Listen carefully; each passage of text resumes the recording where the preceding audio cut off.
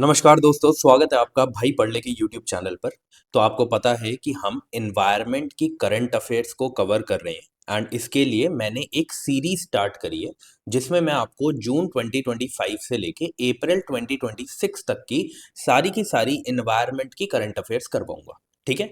अब दो चीजें हम कर सकते थे कि हम या तो एक मैराथन करते, ठीक है, जिसमें हम 15 to 16 आवर्स में इन्वायरमेंट को पूरा खत्म करते।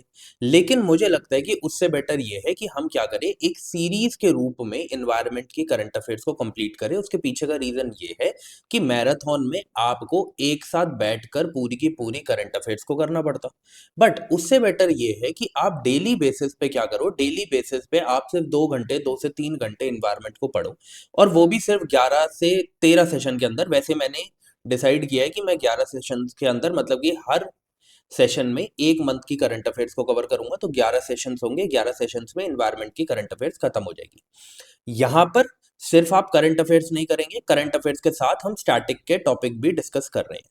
ये स्टैटिक के टॉपिक कौन से हैं? ये स्टैटिक के टॉपिक वो है जो मैंने आपको एक वीडियो के थ्रू समझाए थे कि ये थीम्स है एनवायरनमेंट में, और ये जो थीम्स है ये बार बार रिपीट हो रही है।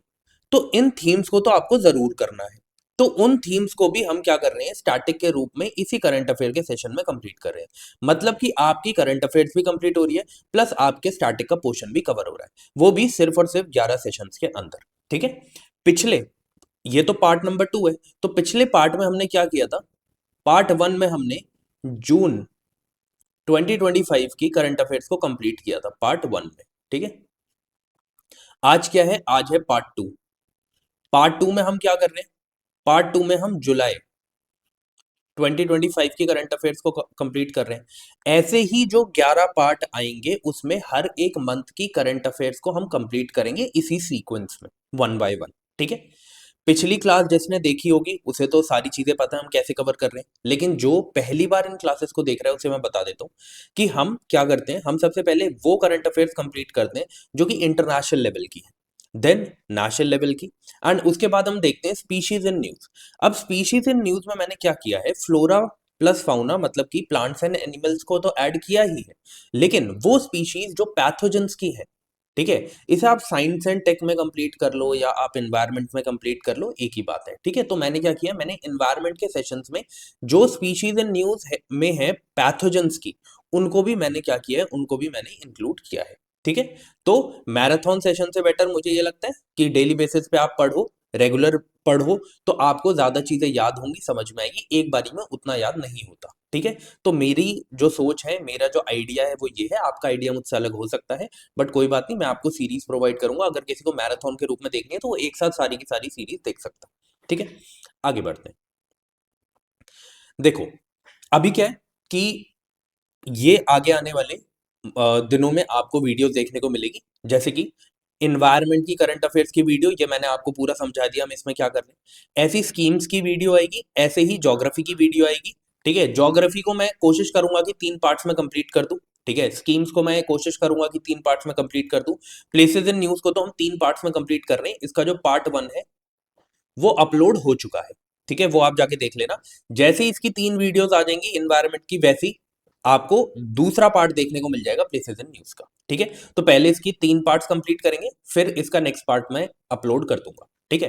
तो 3 पार्ट इसलिए कर रहा हूं, उसके बाद आपको रिवाइज भी करना है ना। मैं तो ये कहूंगा कि आप 3 वीडियो देखने के बाद उसका रिवीजन करना अगले एक दिन बैठ के पूरा। ठीक है। एक साथ पूरा पढ़ने की कोशिश मत करना, ज्यादा बेनिफिशियल ये होगा, क्योंकि देखो चीजें रिपीट होती है, और जब चीजें रिपीट हो रही है तो इससे बेटर ये है कि हम पहले बार में ही उसे इतने अच्छे से पढ़ ले कि सेकंड टाइम में हम उसे स्किप करके आगे बढ़ जाए। ठीक है। अब आगे बढ़ते हैं अपनी क्लास की तरफ। सबसे पहले हम वो करंट अफेयर्स देखेंगे जो इंटरनेशनल लेवल की है। ठीक है। अब देखो जरा, सबसे पहले यहां पर क्या है, CREA ने क्या किया है, एक स्टडी लॉन्च करी है जिसमें उन्होंने सेकेंडरी पॉल्यूटेंट्स के बारे में बताया है। अब क्या है ना कि सेकेंडरी पॉल्यूटेंट्स के बारे में बताया है, न्यूज क्या है वो तो हम देख लेंगे, बट आपको ये भी पता होना चाहिए कि सेकेंडरी पॉल्यूटेंट क्या होते हैं। ठीक है। तो ये है हमारा स्टैटिक का पार्ट। जो भी मैंने रेड में लिखा है वो स्टैटिक का पार्ट है, जो मैंने आपको एक्सप्लेन किया है। ठीक है। तो रेड में वो चीज लिखी है जो स्टैटिक का पार्ट है, और जो मैंने आपको इस सेशन में एक्सप्लेन करनी है, जो मैं आपको करूंगा। ठीक है। अब देखो सेकेंडरी पॉल्यूटेंट्स अभी देखते हैं।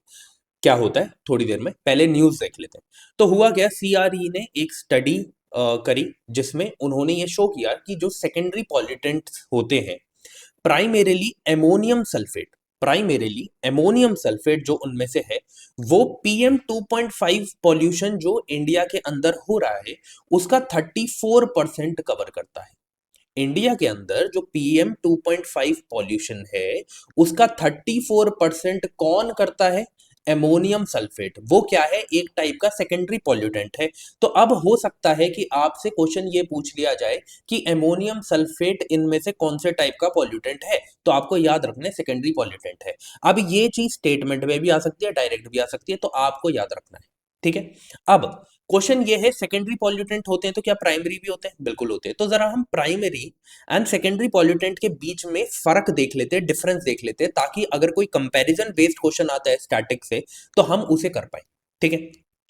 प्राइमरी पॉल्यूटेंट का मतलब क्या है, प्राइमरी पॉल्यूटेंट का एक सिंपल सा मतलब है कि जो चीज प्राइमरी लेवल पर निकल के आई हो। जैसे कि आपको पता है कि बहुत सारी गैसेस ऐसी होती है जो एग्रीकल्चर से हमें देखने को मिलती है, एग्रीकल्चर सेक्टर से देखने को मिलती है, इंडस्ट्रियल सेक्टर से देखने को मिलती है, ट्रांसपोर्ट से देखने को मिलती है ना।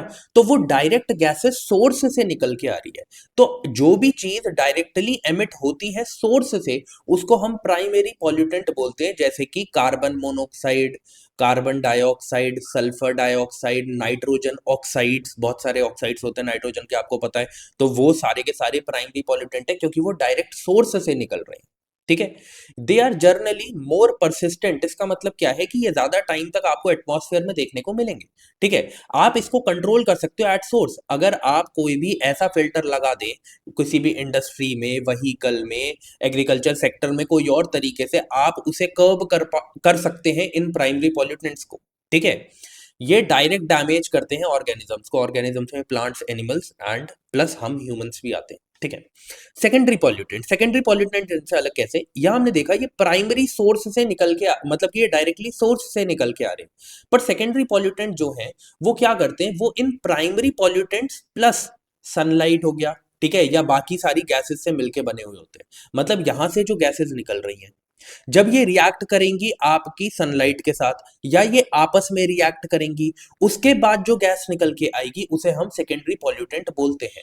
मतलब जो सोर्स से डायरेक्टली गैसेस आ रही हैं उनके रिएक्शन के बाद जो गैसेस बनती हैं उनको हम सेकेंडरी पॉल्यूटेंट बोलते हैं, ठीक है। जैसे कि आप देखते हो ओजोन, देखो याद रखना ये वो ओजोन है जो आपको ट्रोपोस्फियर में देखने को मिल रही है। दो टाइप की ओजोन्स होती है, ये मैंने आपको प्रीवियस ईयर पेपर्स की जब मैं सीरीज करवा रहा था उसमें भी मैंने आपको बताया था कि ओजोन जो है वो दो टाइप के होते हैं, एक होती है स्ट्रेटोस्फेरिक ओजोन, एक होती है ट्रोपोस्फेरिक। मैं ऐसे लिख देता हूं, O3 दो टाइप की है, ट्रोपोस्फेरिक, स्ट्रेटोस्फेरिक, ठीक है। जो ट्रोपोस्फेरिक ओजोन है ये क्या मानी जाती है, ये एक पॉल्यूटेंट मानी जाती है, पॉल्यूटेंट, ठीक है।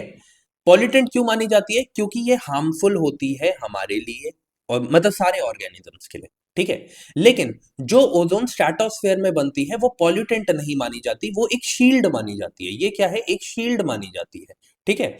शील्ड क्यों मानी जाती है, शील्ड इसलिए मानी जाती है क्योंकि ये हमें क्या करती है, ये हमें सनलाइट की जो हार्मफुल हार्मफुल यूवी रेजेस हैं उनसे बचाती है, ठीक है। तो याद रखना जो ट्रोपोस्फेयर में हमें ओजोन देखने को मिलती है वो पॉल्यूटेंट है, इसलिए यहाँ पे O3 लिखा है। एसिड रेन हो गई, पैन हो गया, पैन का मतलब क्या है, पर ऑक्सी एसिटाइल नाइट्रेट, पर ऑक्सी एसिटाइल नाइट्रेट। इसके बारे में मैं आपको अभी थोड़ी देर में बताऊंगा, मैंने यहाँ पे लिखा है, ठीक है। इसके बारे में अभी हम डिस्कस करेंगे, यहाँ पे मैंने लिखा हुआ है, ठीक है। स्मॉग हो गया, स्मॉग का मतलब क्या है, fog plus smoke, fog plus smoke. और H2SO4, ये सारी क्या है, ये सेकेंडरी पॉल्यूटेंट है। ये कैसे बनते हैं, जब प्राइमरी पॉल्यूटेंट्स रिएक्ट करते हैं सनलाइट या वाटर के साथ या फिर आपस में रिएक्ट करते हैं तब, ठीक है। They are very unstable, obviously reactive nature है तो अनस्टेबल तो होंगे, ठीक है। They are harder to control, क्योंकि यहां पर तो आपके पास सोर्स है कि यहां से निकल के आ रहे हैं तो आपने उन प्राइमरी पॉल्यूटेंट्स को कर्व कर लिया, बट यहाँ पे हमारे पास कोई सोर्स नहीं है, ठीक है। ये डैमेज करते हैं इकोसिस्टम को, ठीक है। ये आपको पता ही है, ये तो सिंपल सी चीज है। यहां मैंने primary pollutants and secondary pollutants के बारे में थोड़ा और बताया, आप इसे पढ़ लेना, जो मैंने यहाँ पे बोल दिया है वही यहाँ पे लिखा हुआ है, ठीक है। अब ये पर ऑक्सी एसिटाइल नाइट्रेट, PAN है क्या, ठीक है। तो आपको पता होना चाहिए ये पर ऑक्सी एसिटाइल नाइट्रेट क्या है, एक फोटोकेमिकल स्मॉग का की कॉन्स्टिट्यूट है, मतलब कि फोटोकेमिकल स्मॉग जो आपको देखने को मिलता है उसमें जो प्राइमरी जैसे हम कहते हैं कंपोनेंट है वो PAN होता है। ये क्या करता है, ये सनलाइट की प्रेजेंस में जिसे हम कहते हैं कि रिएक्ट करता है वॉलेटाइल ऑर्गेनिक कंपाउंड्स के साथ, ठीक है, एंड नाइट्रोजन ऑक्साइड के साथ, एंड फिर ये पर ऑक्सी एसिटाइल नाइट्रेट बन के सामने हमें देखने को मिलता है। मतलब तीन चीजें हैं, सनलाइट की प्रेजेंस में जब वॉलेटाइल ऑर्गेनिक कंपाउंड और नाइट्रोजन ऑक्साइड्स आपस में रिएक्ट करते हैं तो PAN हमें देखने को मिलता है। और कहां कहां से ये देखने को मिलता है, प्राइमरी सोर्सेज के क्या है, automobile exhaust, industrial emission, burning of fossil fuels, ठीक है। तो होता है कई बार कि एक गैस के बारे में पूछ लिया जाता है, तो इसलिए मैंने यहाँ पे ऐड किया है। जब ये एक बार आया तो मैंने सोचा आपके साथ डिस्कस कर लूं, ठीक है। ओके, आगे बढ़ते हैं। अब आपको यहाँ पे ये भी देखने को मिला PM2.5। अब ये PM2.5 क्या है, दिस इज द क्वेश्चन। और PM2.5 के साथ PM10 भी आता है और ये प्रीवियस ईयर क्वेश्चंस में आ चुका है। अब आपको समझ में आ रहा होगा कि क्वेश्चन कैसे पूछा जाता है। क्वेश्चन डायरेक्ट करंट अफेयर से नहीं पूछा जाता, क्वेश्चन पूछा जाता है करंट अफेयर्स जिस स्टैटिक पोर्शन पे बेस्ड है वहां से क्वेश्चन पूछा जाता है। तो अब क्वेश्चन ये है कि ये PM2.5 और PM10 के बीच में डिफरेंस क्या है, ठीक है। तो जो PM10 है ये एक्चुअल में वो कोर्स पार्टिकल्स होते हैं या मैं बोलूं पर्टिकुलेट मैटर्स होते हैं, ठीक है, जिनका जो जिसे हम कहते हैं डायामीटर है वो 10 माइक्रोमीटर से कम होता है, 10 माइक्रोमीटर से कम होता है। PM2.5 किसे कहोगे, वो फाइन पार्टिकल्स जिनका जो डायामीटर है, याद रखना ये रेडियस नहीं है डायामीटर है, जो 2.5 माइक्रोमीटर से कम हो, ठीक है। ये ऐसे पार्टिकल्स होते हैं PM10 जो आपको यूजुअली आप इन्हें नेकेड आई से देख भी पाओगे, क्योंकि आपको ये जैसे डस्ट पार्टिकल्स होते हैं ना कई बार दिख जाते हैं, सनलाइट जब हमें देखने को मिलती है उस एंगल से तो हमें देखने को मिल जाते हैं। बट ये जो PM2.5 है ये आप अपनी नेकेड आई से नहीं देख सकते हो, ठीक है। अब PM10 में क्या आएगा, डस्ट हो गए, जैसे रोड से कंस्ट्रक्शन साइट पे आपको देखने को मिलती है डस्ट, एग्रीकल्चरल सेक्टर से क्रशिंग जब करी जाती है स्टोन्स की या ग्राइंडिंग करी जाती है उस टाइम पे जो डस्ट देखने को मिलती है सब PM10 में आता है। देखो अब ये आपके रेस्पिरेटरी सिस्टम में घुस तो सकते हैं, लंग्स में घुस तो सकते हैं, बट लंग्स के थ्रू आपके ब्लड स्ट्रीम में नहीं जा सकते, इस चीज को याद रखना। वहीं पर जो PM2.5 है, PM2.5 ऐसा पर्टिकुलर मैटर है या मैं बोलूं ऐसे फाइन पार्टिकल्स हैं जो ब्लड स्ट्रीम में भी एंटर कर सकते हैं लंग्स के थ्रू। इस चीज को याद रखना, यही लिखा है, penetrates deep into lungs, enters blood stream, cause chronic respiratory and cardiovascular diseases. इस चीज को याद रखना है, ये प्राइम डिफरेंस है इन दोनों के बीच में। ओके, आगे बढ़ते हैं। सेंट्रल पॉल्यूशन कंट्रोल बोर्ड, ठीक है, ये इसको ना बार बार ऑप्शन में ये देखने को मिला प्रीवियस ईयर क्वेश्चंस में, ठीक है, सेंट्रल पॉल्यूशन कंट्रोल बोर्ड, ठीक है। तो हमारे लिए इंपॉर्टेंट हो जाता है थोड़ा सा सेंट्रल पॉल्यूशन कंट्रोल बोर्ड के बारे में पढ़ना, ठीक है। सेंट्रल पॉल्यूशन कंट्रोल बोर्ड को कॉन्स्टिट्यूट किया गया था 1974 में। Initially it was under water act 1974, but later इसके जो फंक्शंस हैं वो डाल दिए गए एयर एक्ट 1981 में, ठीक है। इसका जो रोल है वो एडवाइजरी रोल है, प्लस स्टैंडर्ड्स भी सेट करता है कि किस तरीके की एयर क्वालिटी होनी चाहिए, वाटर क्वालिटी होनी चाहिए, इंडस्ट्रियल एफिलेंट्स एंड एमिशन के लिए स्टैंडर्ड्स को सेट करता है। जो स्टेट पॉल्यूशन कंट्रोल बोर्ड्स होते हैं उनके बीच में कोऑर्डिनेशन बनाता है और मॉनिटर करता है किसको, आपने ये देखा होगा ना जैसे NAMP है, national air quality monitoring programme, उसको भी मॉनिटर करने का काम किसका है, CPCB का है, ठीक है। प्लस क्या ये डायरेक्शंस इशू कर सकते हैं, बिल्कुल ये डायरेक्शंस इशू कर सकते हैं अगर कोई भी ऐसी इंडस्ट्री है, ठीक है, जो प्रॉपरली वर्क नहीं कर रही है मैंडेट्स के अनुसार, तो फिर ये उसके क्लोजर में, उसके प्रोहिबिशन में, उसके रेगुलेशन में डायरेक्शंस इशू कर सकते हैं, ठीक है। ये चीज आपको याद रखनी है। आगे बढ़ते चलिए, तो एक करंट अफेयर्स जो है वो हमारी कंप्लीट हो गई। दूसरी करंट अफेयर्स की तरफ चलते हैं। अब आपको समझ में आया होगा कि कितनी डेप्थ में हम चीजों को पढ़ने वाले हैं, है ना। बस पानी पी लेता हूं फिर आगे बढ़ते हैं। ओके, अब देखो जरा, नेपाल में रिसेंटली हमें विटनेस करने को मिला मल्टीपल कैटेस्ट्रॉफिक GLOF इवेंट्स, ठीक है। अब ये GLOF होता क्या है ये हम देखेंगे। इंडिया में भी हमें बहुत बार ये केसेस देखने को मिले, जैसे लोनाक लेक है सिक्किम में, वहां पे 2023 में GLOF हमें देखने को मिला। चमोली डिजास्टर है उत्तराखंड का 2021 का, उसमें भी यही रीजन था। केदारनाथ का आपको पता है कि इतना खतरनाक एक इंसिडेंट हुआ था, है ना, काफी डैमेज देखने को मिला था उत्तराखंड में, तो उस केस में भी GLOF ही रीजन था। तो ये GLOF है क्या, इसे समझ लेते हैं। देखो, इसकी जो फुल फॉर्म है ये है ग्लेशियर लेक आउटबर्स्ट फ्लड्स। होता क्या है, आपको पता है कि ग्लेशियर्स हैं। अब हो क्या रहा है कि क्योंकि ग्लोबल वार्मिंग बढ़ती जा रही है तो ये ग्लेशियर जो है मेल्ट हो रहे हैं। अब इस तरीके से आपको ज्योग्राफी देखने को मिलती है माउंटेन्स पे कि वहां पर वाटर जो है, वाटर वहां पर जमा हो जाता है, ठीक है, तो उसको हम ग्लेशियर लेक्स बोलते हैं। अब ये जो ग्लेशियर लेक्स हैं, एक टाइम तो ऐसा होगा ना जब इतना प्रेशर क्रिएट हो जाएगा ग्लेशियर्स के मेल्ट होने पे, जब ये वहां की जो जो भी मतलब कि जिसकी भी वजह से रुका हुआ है, वो यहाँ पर उसको उस प्रेशर को झेल नहीं पाएगा और यहाँ पे हमें लीक देखने को मिलेगा। अब कई बार क्या होता है, वो लीक इतना बड़ा होता है कि वो फ्लड्स का रूप ले लेता है। वो लीक इतना बड़ा होता है कि वो फ्लड्स का रूप ले लेता है। उसको हम बोलते हैं ग्लेशियर लेक आउटबर्स्ट फ्लड्स, जहां पर ग्लेशियर लेक्स की वजह से फ्लड्स आपको देखने को मिलती है। ठीक है, आई होप आपको ये बात समझ में आई होगी। अब ये कैसे होता है, वही क्लाइमेट चेंज हो रहा है, ग्लोबल वार्मिंग है, स्ट्रक्चरल फेलियर्स है। नेचुरल स्ट्रक्चरल फेलियर्स भी हो सकते हैं और मैनमेड स्ट्रक्चरल फेलियर्स भी हो सकते हैं, ठीक है। और कुछ कैस्केडिंग इवेंट्स जैसे लैंडस्लाइड्स हो गई, ठीक है, और आपके रॉक एवलांचेस हो गए, ठीक है, अर्थक्वेक हो गए, इनकी वजह से भी आपको GLOF देखने को मिलते हैं। तो आपको क्या पता होना चाहिए, मेन कॉजेस भी पता होने चाहिए। आपको पता है क्वेश्चन ऐसे पूछ लिए जाते हैं, उससे ज्यादा इसके बारे में कुछ भी जानने की जरूरत नहीं है, बस इतना ही इंपॉर्टेंट था, ये पता होना चाहिए था कि GLOF होता क्या है। ठीक है, आगे बढ़ते हैं। नेक्स्ट नेक्स्ट करंट अफेयर्स पे चलते हैं। अभी रिसेंटली हुआ क्या है कि एक रिपोर्ट आई, drought hotspot around the world 2023-2025 report. ये किसने निकाली, दो ऑर्गेनाइजेशंस इसमें इंक्लूडेड है। कौन कौन सी, UNCCD, United Nations convention to combat desertification plus US national drought mitigation centre. ये दो जो ऑर्गेनाइजेशंस है, इन्होंने मिलकर एक रिपोर्ट निकाली। अब इन्होंने इसमें कुछ चीजें बोली हैं जो हमें ओवरव्यू के रूप में याद रखनी है, बहुत ज्यादा भी याद रखने की जरूरत नहीं है। इन्होंने कुछ हॉटस्पॉट्स बताए हैं, कौन कौन से हॉटस्पॉट्स हैं जहां पर हमें जो ड्रॉट के हॉटस्पॉट्स देखने को मिल रहे हैं। जैसे कि ईस्टर्न अफ्रीका में सोमालिया हो गया, इथोपिया हो गया, आपका कीनिया हो गया, यहाँ पे हमें क्या देखने को मिल रहे हैं, ड्रॉट हॉटस्पॉट्स देखने को मिल रहे हैं। साउदर्न अफ्रीका में बात करें तो जिम्बाब्वे, जाम्बिया, मालावी, नामीबिया, यहाँ पर आपको देखने को मिलेगा कि ये जो ड्रॉट है इसकी वजह से काफी ज्यादा क्या देखने को मिल रही है, प्रॉब्लम्स देखने को मिल रही है। जैसे कि 68 बिलियन पीपल जो है, मतलब 1/6 ऑफ द पॉपुलेशन जो है वो सफर कर रही है यहाँ पर। प्लस जिम्बाब्वे में आपको 70% मेज क्रॉप का लॉस देखने को मिला, ठीक है।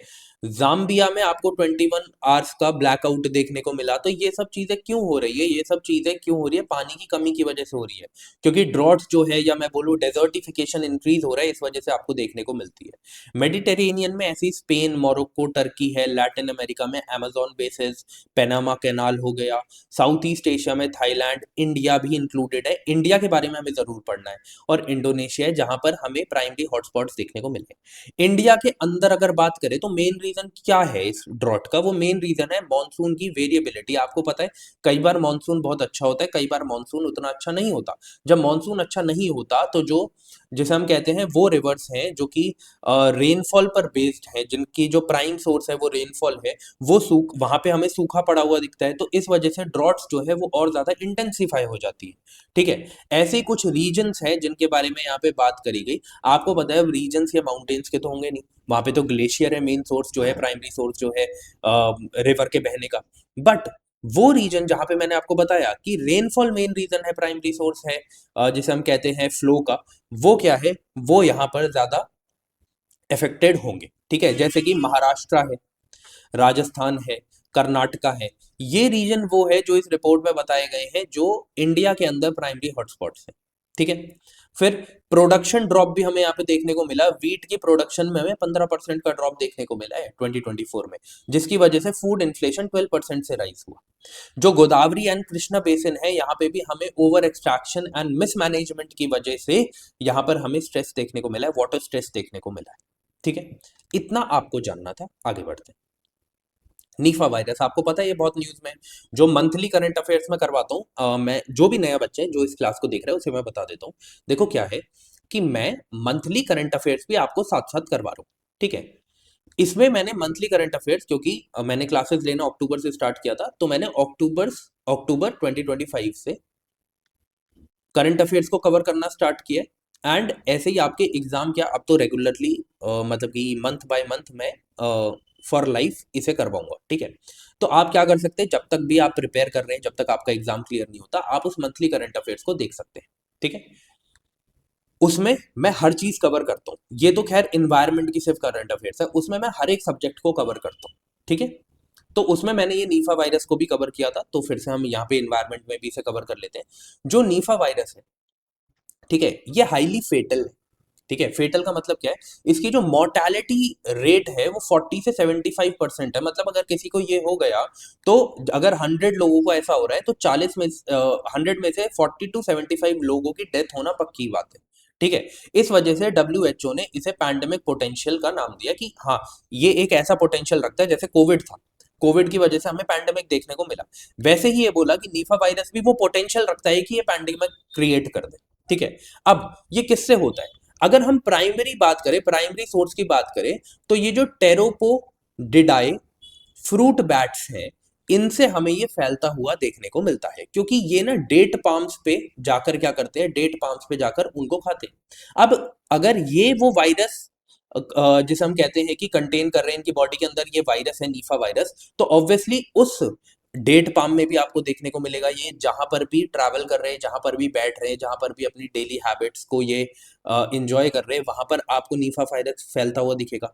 अब क्योंकि ये नीफा वायरस जो है, ये सिर्फ बंगाल में और केरला में आपको सबसे ज्यादा फैलता हुआ क्यों दिख रहा है, क्योंकि वहां पर हमें ये डेट पाम्स जो है वो देखने को मिलते हैं। ये जो डेट पाम्स हैं, जिन्हें ये कंज्यूम कर रहे हैं, या फिर उनके ऊपर जाकर जिसे हम बोलते हैं कि अगर एक्सट्रीट कर दिया किसी तरीके से, और कोई भी इंसान उसे जाके उस सेम फ्रूट को जाके, डेट पाम को जाके कंज्यूम करता है, तो वो उसकी बॉडी के अंदर भी अब नीफा वायरस आ गया।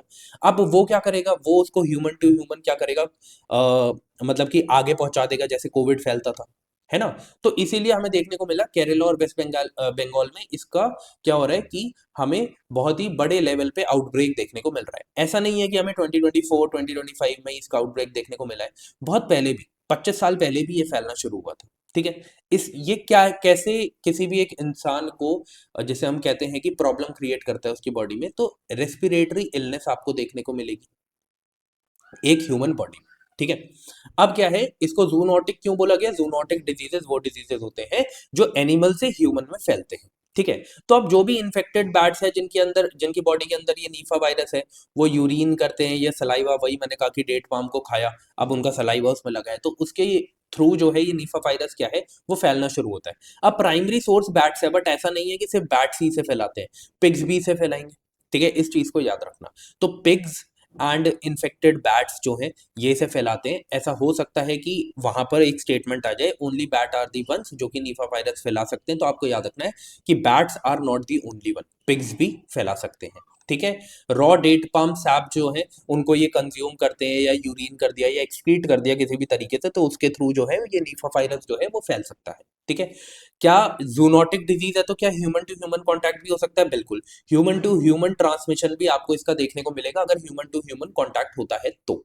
ठीक है, और क्या इसके सिम्टम्स है, जैसे फीवर है, हेडेक है, सोर थ्रोट है, मसल पेन है, उसके बाद आपको रेस्पिरेटरी इलनेस देखने को मिलेगी, ब्रेन इन्फ्लामेशन देखने को मिलेगी। ठीक है, इसको डिटेक्ट कैसे कर सकते हैं, RT-PCR से।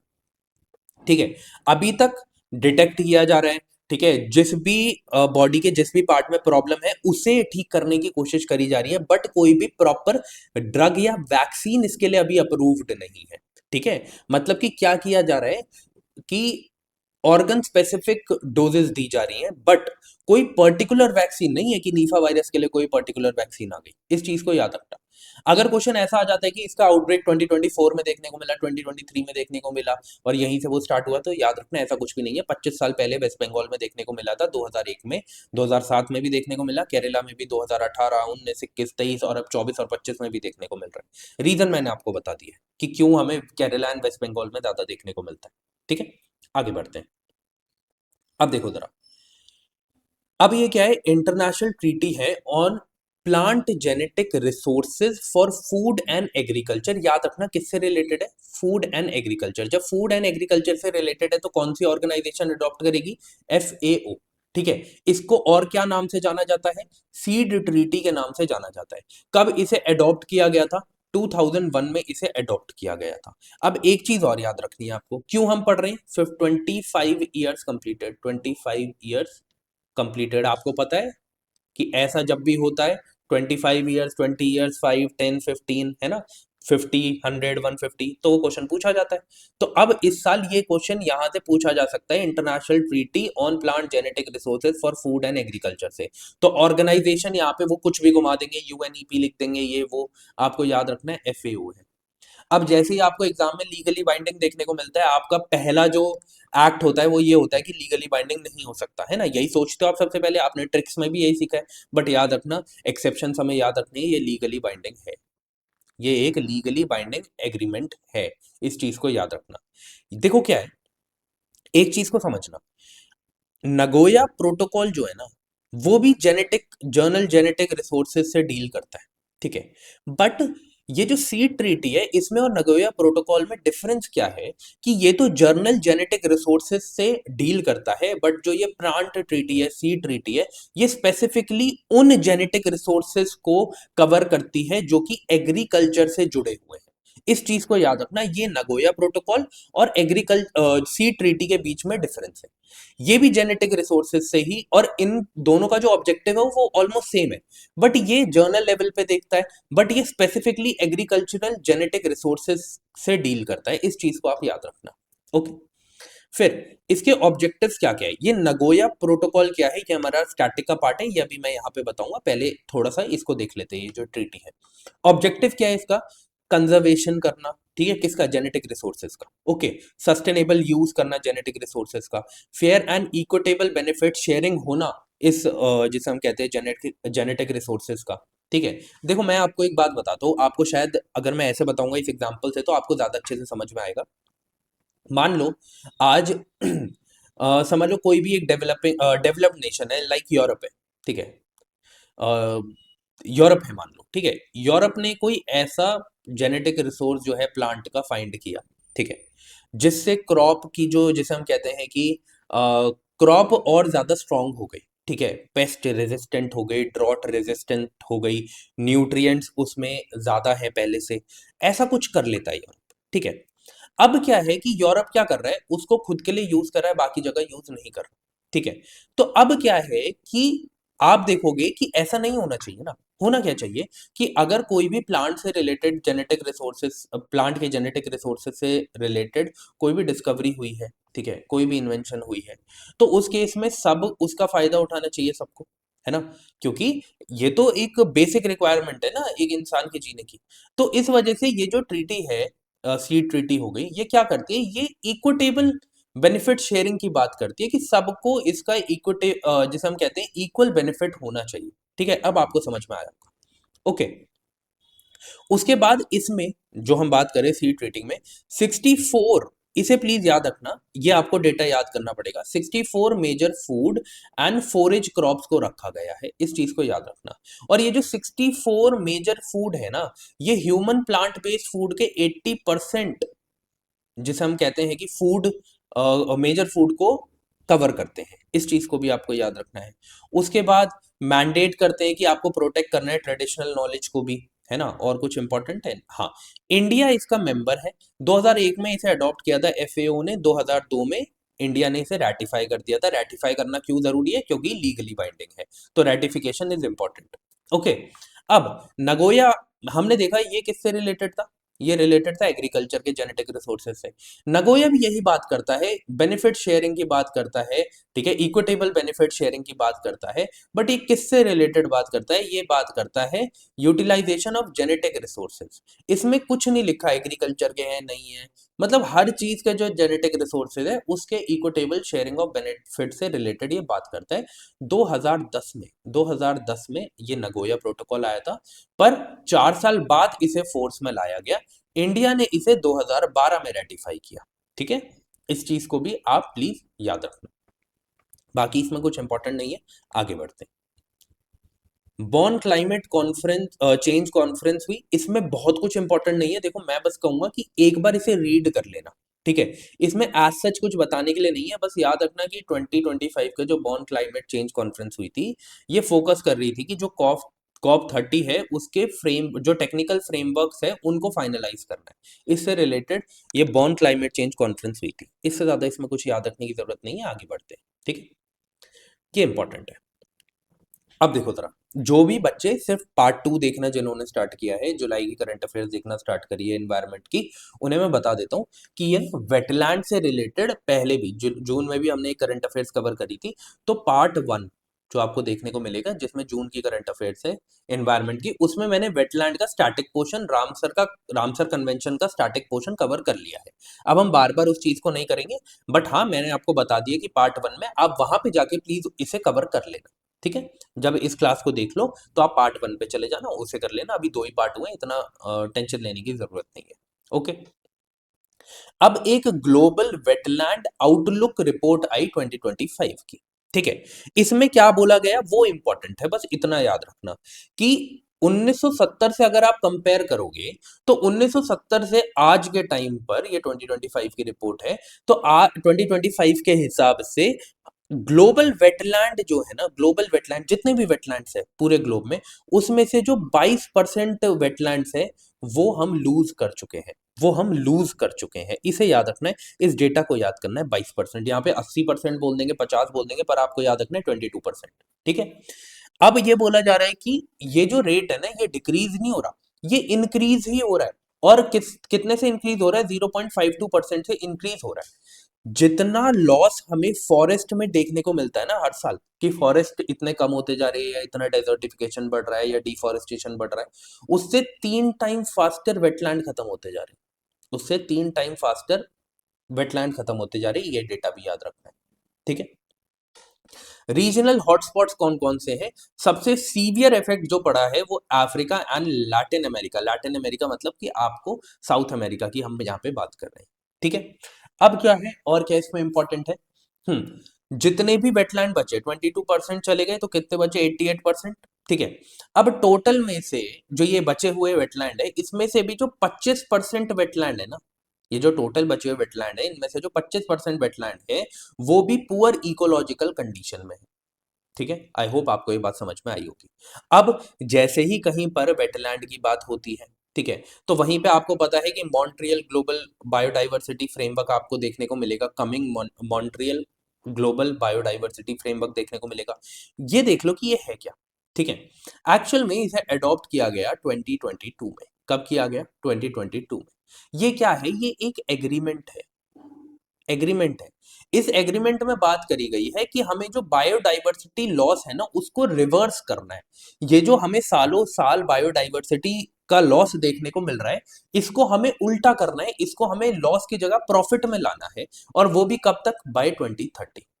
इसमें एक चीज है जो आपको याद रखनी है, वो ये याद रखनी है कि 2050 का हमारा टारगेट है कि हमें मतलब कि जीना है विद हार्मनी इन नेचर, ठीक है। कि नेचर को जो हमें बायोडाइवर्सिटी लॉस देखने को मिल रहा है इसको रोक देना है और हार्मनी के साथ नेचर में रहना है, नेचर के साथ रहना है 2050 तक। एक टारगेट और इसका बहुत ज्यादा इंपॉर्टेंट है, वो क्या है? वो है 30x30 का टारगेट। 30x30 टारगेट क्या है? कि हमें 30% ऑफ लैंड एरिया को कंजर्व करना है 2030 तक। 30% of land and sea, sorry, land and sea के जो एरियाज हैं उसको कंजर्व करना है, वहां की बायोडाइवर्सिटी को बचाना है 2030 तक। तो 30x30 प्लीज याद रखना, कभी भी आ सकता है। कनमिंग मॉन्ट्रियल ग्लोबल बायोडाइवर्सिटी फ्रेमवर्क के बारे में, ठीक है। आगे बढ़ते हैं। ओके, थोड़ा इकोनॉमिक एंड पॉलिसी पाथवेज इसी से रिलेटेड है, वो हम देख लेते हैं क्या है। कुछ यहाँ पे इंपॉर्टेंट नहीं है। हाँ, ये बोला गया है कि हमें ना वेटलैंड्स को, जो ये वेटलैंड्स है, इन्हें नेचुरल इंफ्रास्ट्रक्चर की तरह देखना पड़ेगा, ट्रीट करना पड़ेगा, ताकि अगर ये डिस्टर्ब हो रहे हैं, इनमें हमें इनका लॉस देखने को मिल रहा है, तो उसे हम नेचुरल इंफ्रास्ट्रक्चर का लॉस माने, तब हम उस पर काम करेंगे। ठीक है। अब इसी में तीन चीजों की बात करी गई इसी रिपोर्ट में। एक बात करी गई ब्लू बॉन्ड्स की, एक बात करी गई रेजिलियंस बॉन्ड्स की, एक बात करी गई कार्बन मार्केट की। हमारे लिए इंपॉर्टेंट है कि हमें ये तीनों टर्म्स के बारे में पता हो। आपको पता है टर्म बेस्ड क्वेश्चन पूछे जाते हैं। जब टर्म बेस्ड क्वेश्चन पूछे जाते हैं तो कुछ टर्म्स ऐसी हैं जिनके बारे में हमें पता होना चाहिए। तो उनमें से ही तीन टर्म्स जो है वो अभी हम देखने वाले हैं। सबसे पहले ब्लू बॉन्ड्स। आपको पता है जहां पर भी ब्लू आ जाए वहां पे बात करी जाती है मैरीटाइम सेक्टर की, है ना। तो यही बोला गया है, ये जो ग्रीन बॉन्ड्स होते हैं उनका सबसेट है ये ब्लू बॉन्ड्स, जिसमें बोला जाता है कि हमें ओशन को और वाटर रिलेटेड प्रोजेक्ट्स को फाइनेंशियली सस्टेनेबल बनाना है। हमें ocean and water related projects को फाइनेंशियली सस्टेनेबल बनाना है। हमें मरीन बायोडाइवर्सिटी की प्रोटेक्शन करनी है। हमें फिशरीज का जो सेक्टर है, हमारा फिशरी सेक्टर है, इसको सस्टेनेबल बनाना है। और जो वेस्ट वाटर है उसके ट्रीटमेंट प्लान पे काम करना है। ठीक है, उन प्रोजेक्ट्स पे काम करना है। वहीं पर बात कौन करता है, रेजिलियंस बॉन्ड किस बारे में बात करता है, ये बात करता है जो भी क्लाइमेट चेंज की वजह से हमें फिजिकल रिस्क देखने को मिल रहे हैं, उनके उन प्रोजेक्ट्स पर फंड करके हमें इस रिस्क को कम करना है, इसके ऊपर ये बात करता है। कार्बन मार्केट तो आपको पता ही है कि कैसे हम क्या करें, जैसे आप समझ लो, मैं एक हमेशा हमेशा यही एग्जांपल देता हूं। ये एक कंपनी ए है, ये बी है, ठीक है, या ऐसे ना करके दोनों को पहले इक्वल करता हूँ, बाद में अनइक्वल करूंगा। ये जो है, ये कंपनी ए है, ये कंपनी बी है। ठीक है, मान लो ये सेट है कि इतना ही कार्बन डाइऑक्साइड आप एमिट कर सकते हो। ठीक है।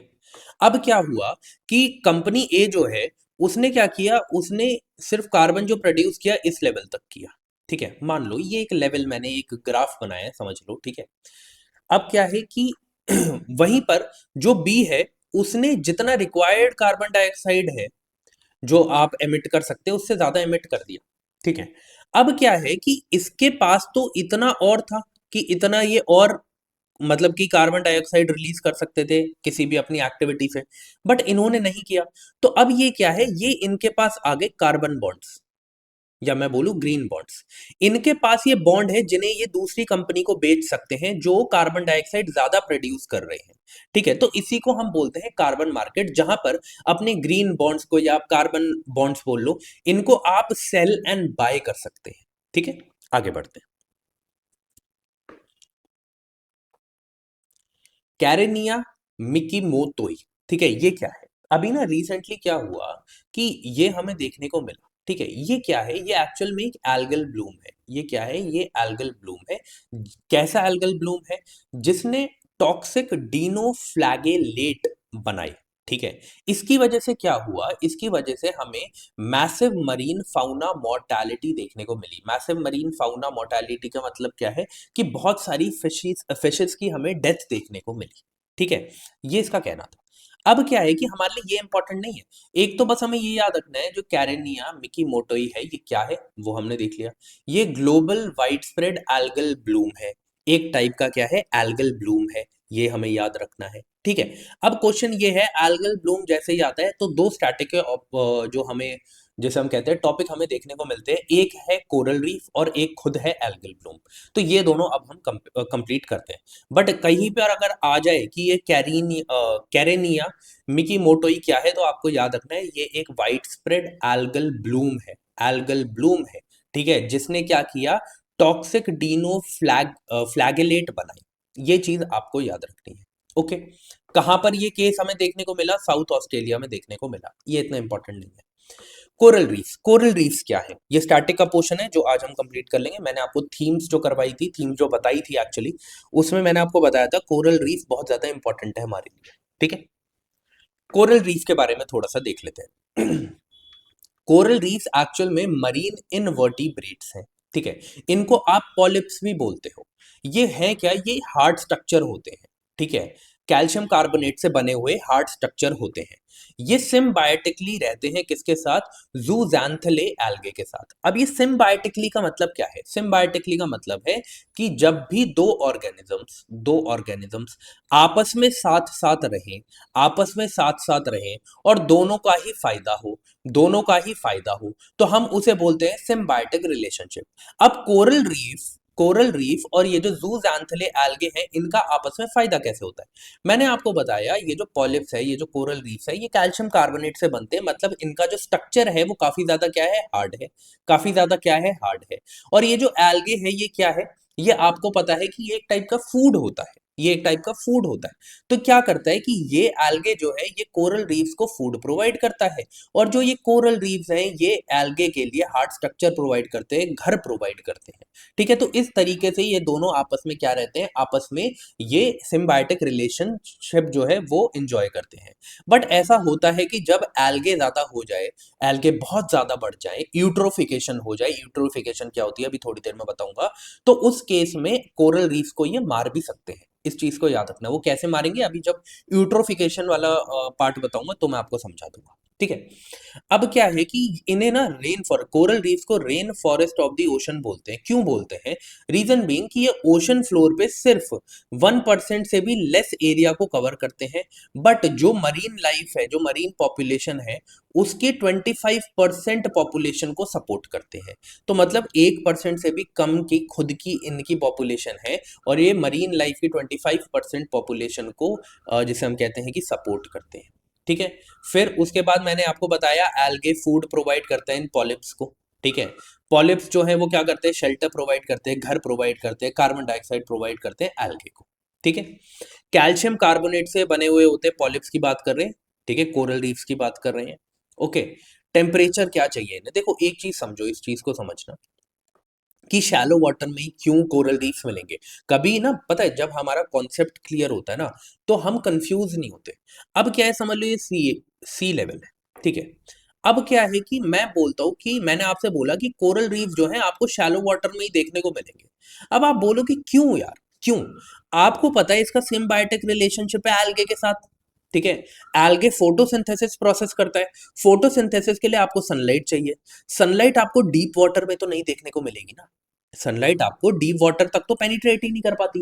वो कहां पे रहती है? वो शैलो वाटर्स तक ही पहुंच सकती है। तो इस वजह से, क्योंकि शैलो वाटर्स तक ही आपको फोटोसिंथेसिस का प्रोसेस देखने को मिलेगा, इस वजह से कोरल रीफ्स भी सस्टेन कर पाते हैं सिर्फ और सिर्फ कहां पर? शैलो वाटर्स में। ठीक है। इन्हें वार्म वाटर्स चाहिए। ठीक है, वार्म वाटर्स चाहिए जिनका जो टेम्परेचर है वो 20 डिग्री सेल्सियस से 28 डिग्री सेल्सियस तक हो। शैलो वाटर में रहती है, ये मैंने बात बता दी।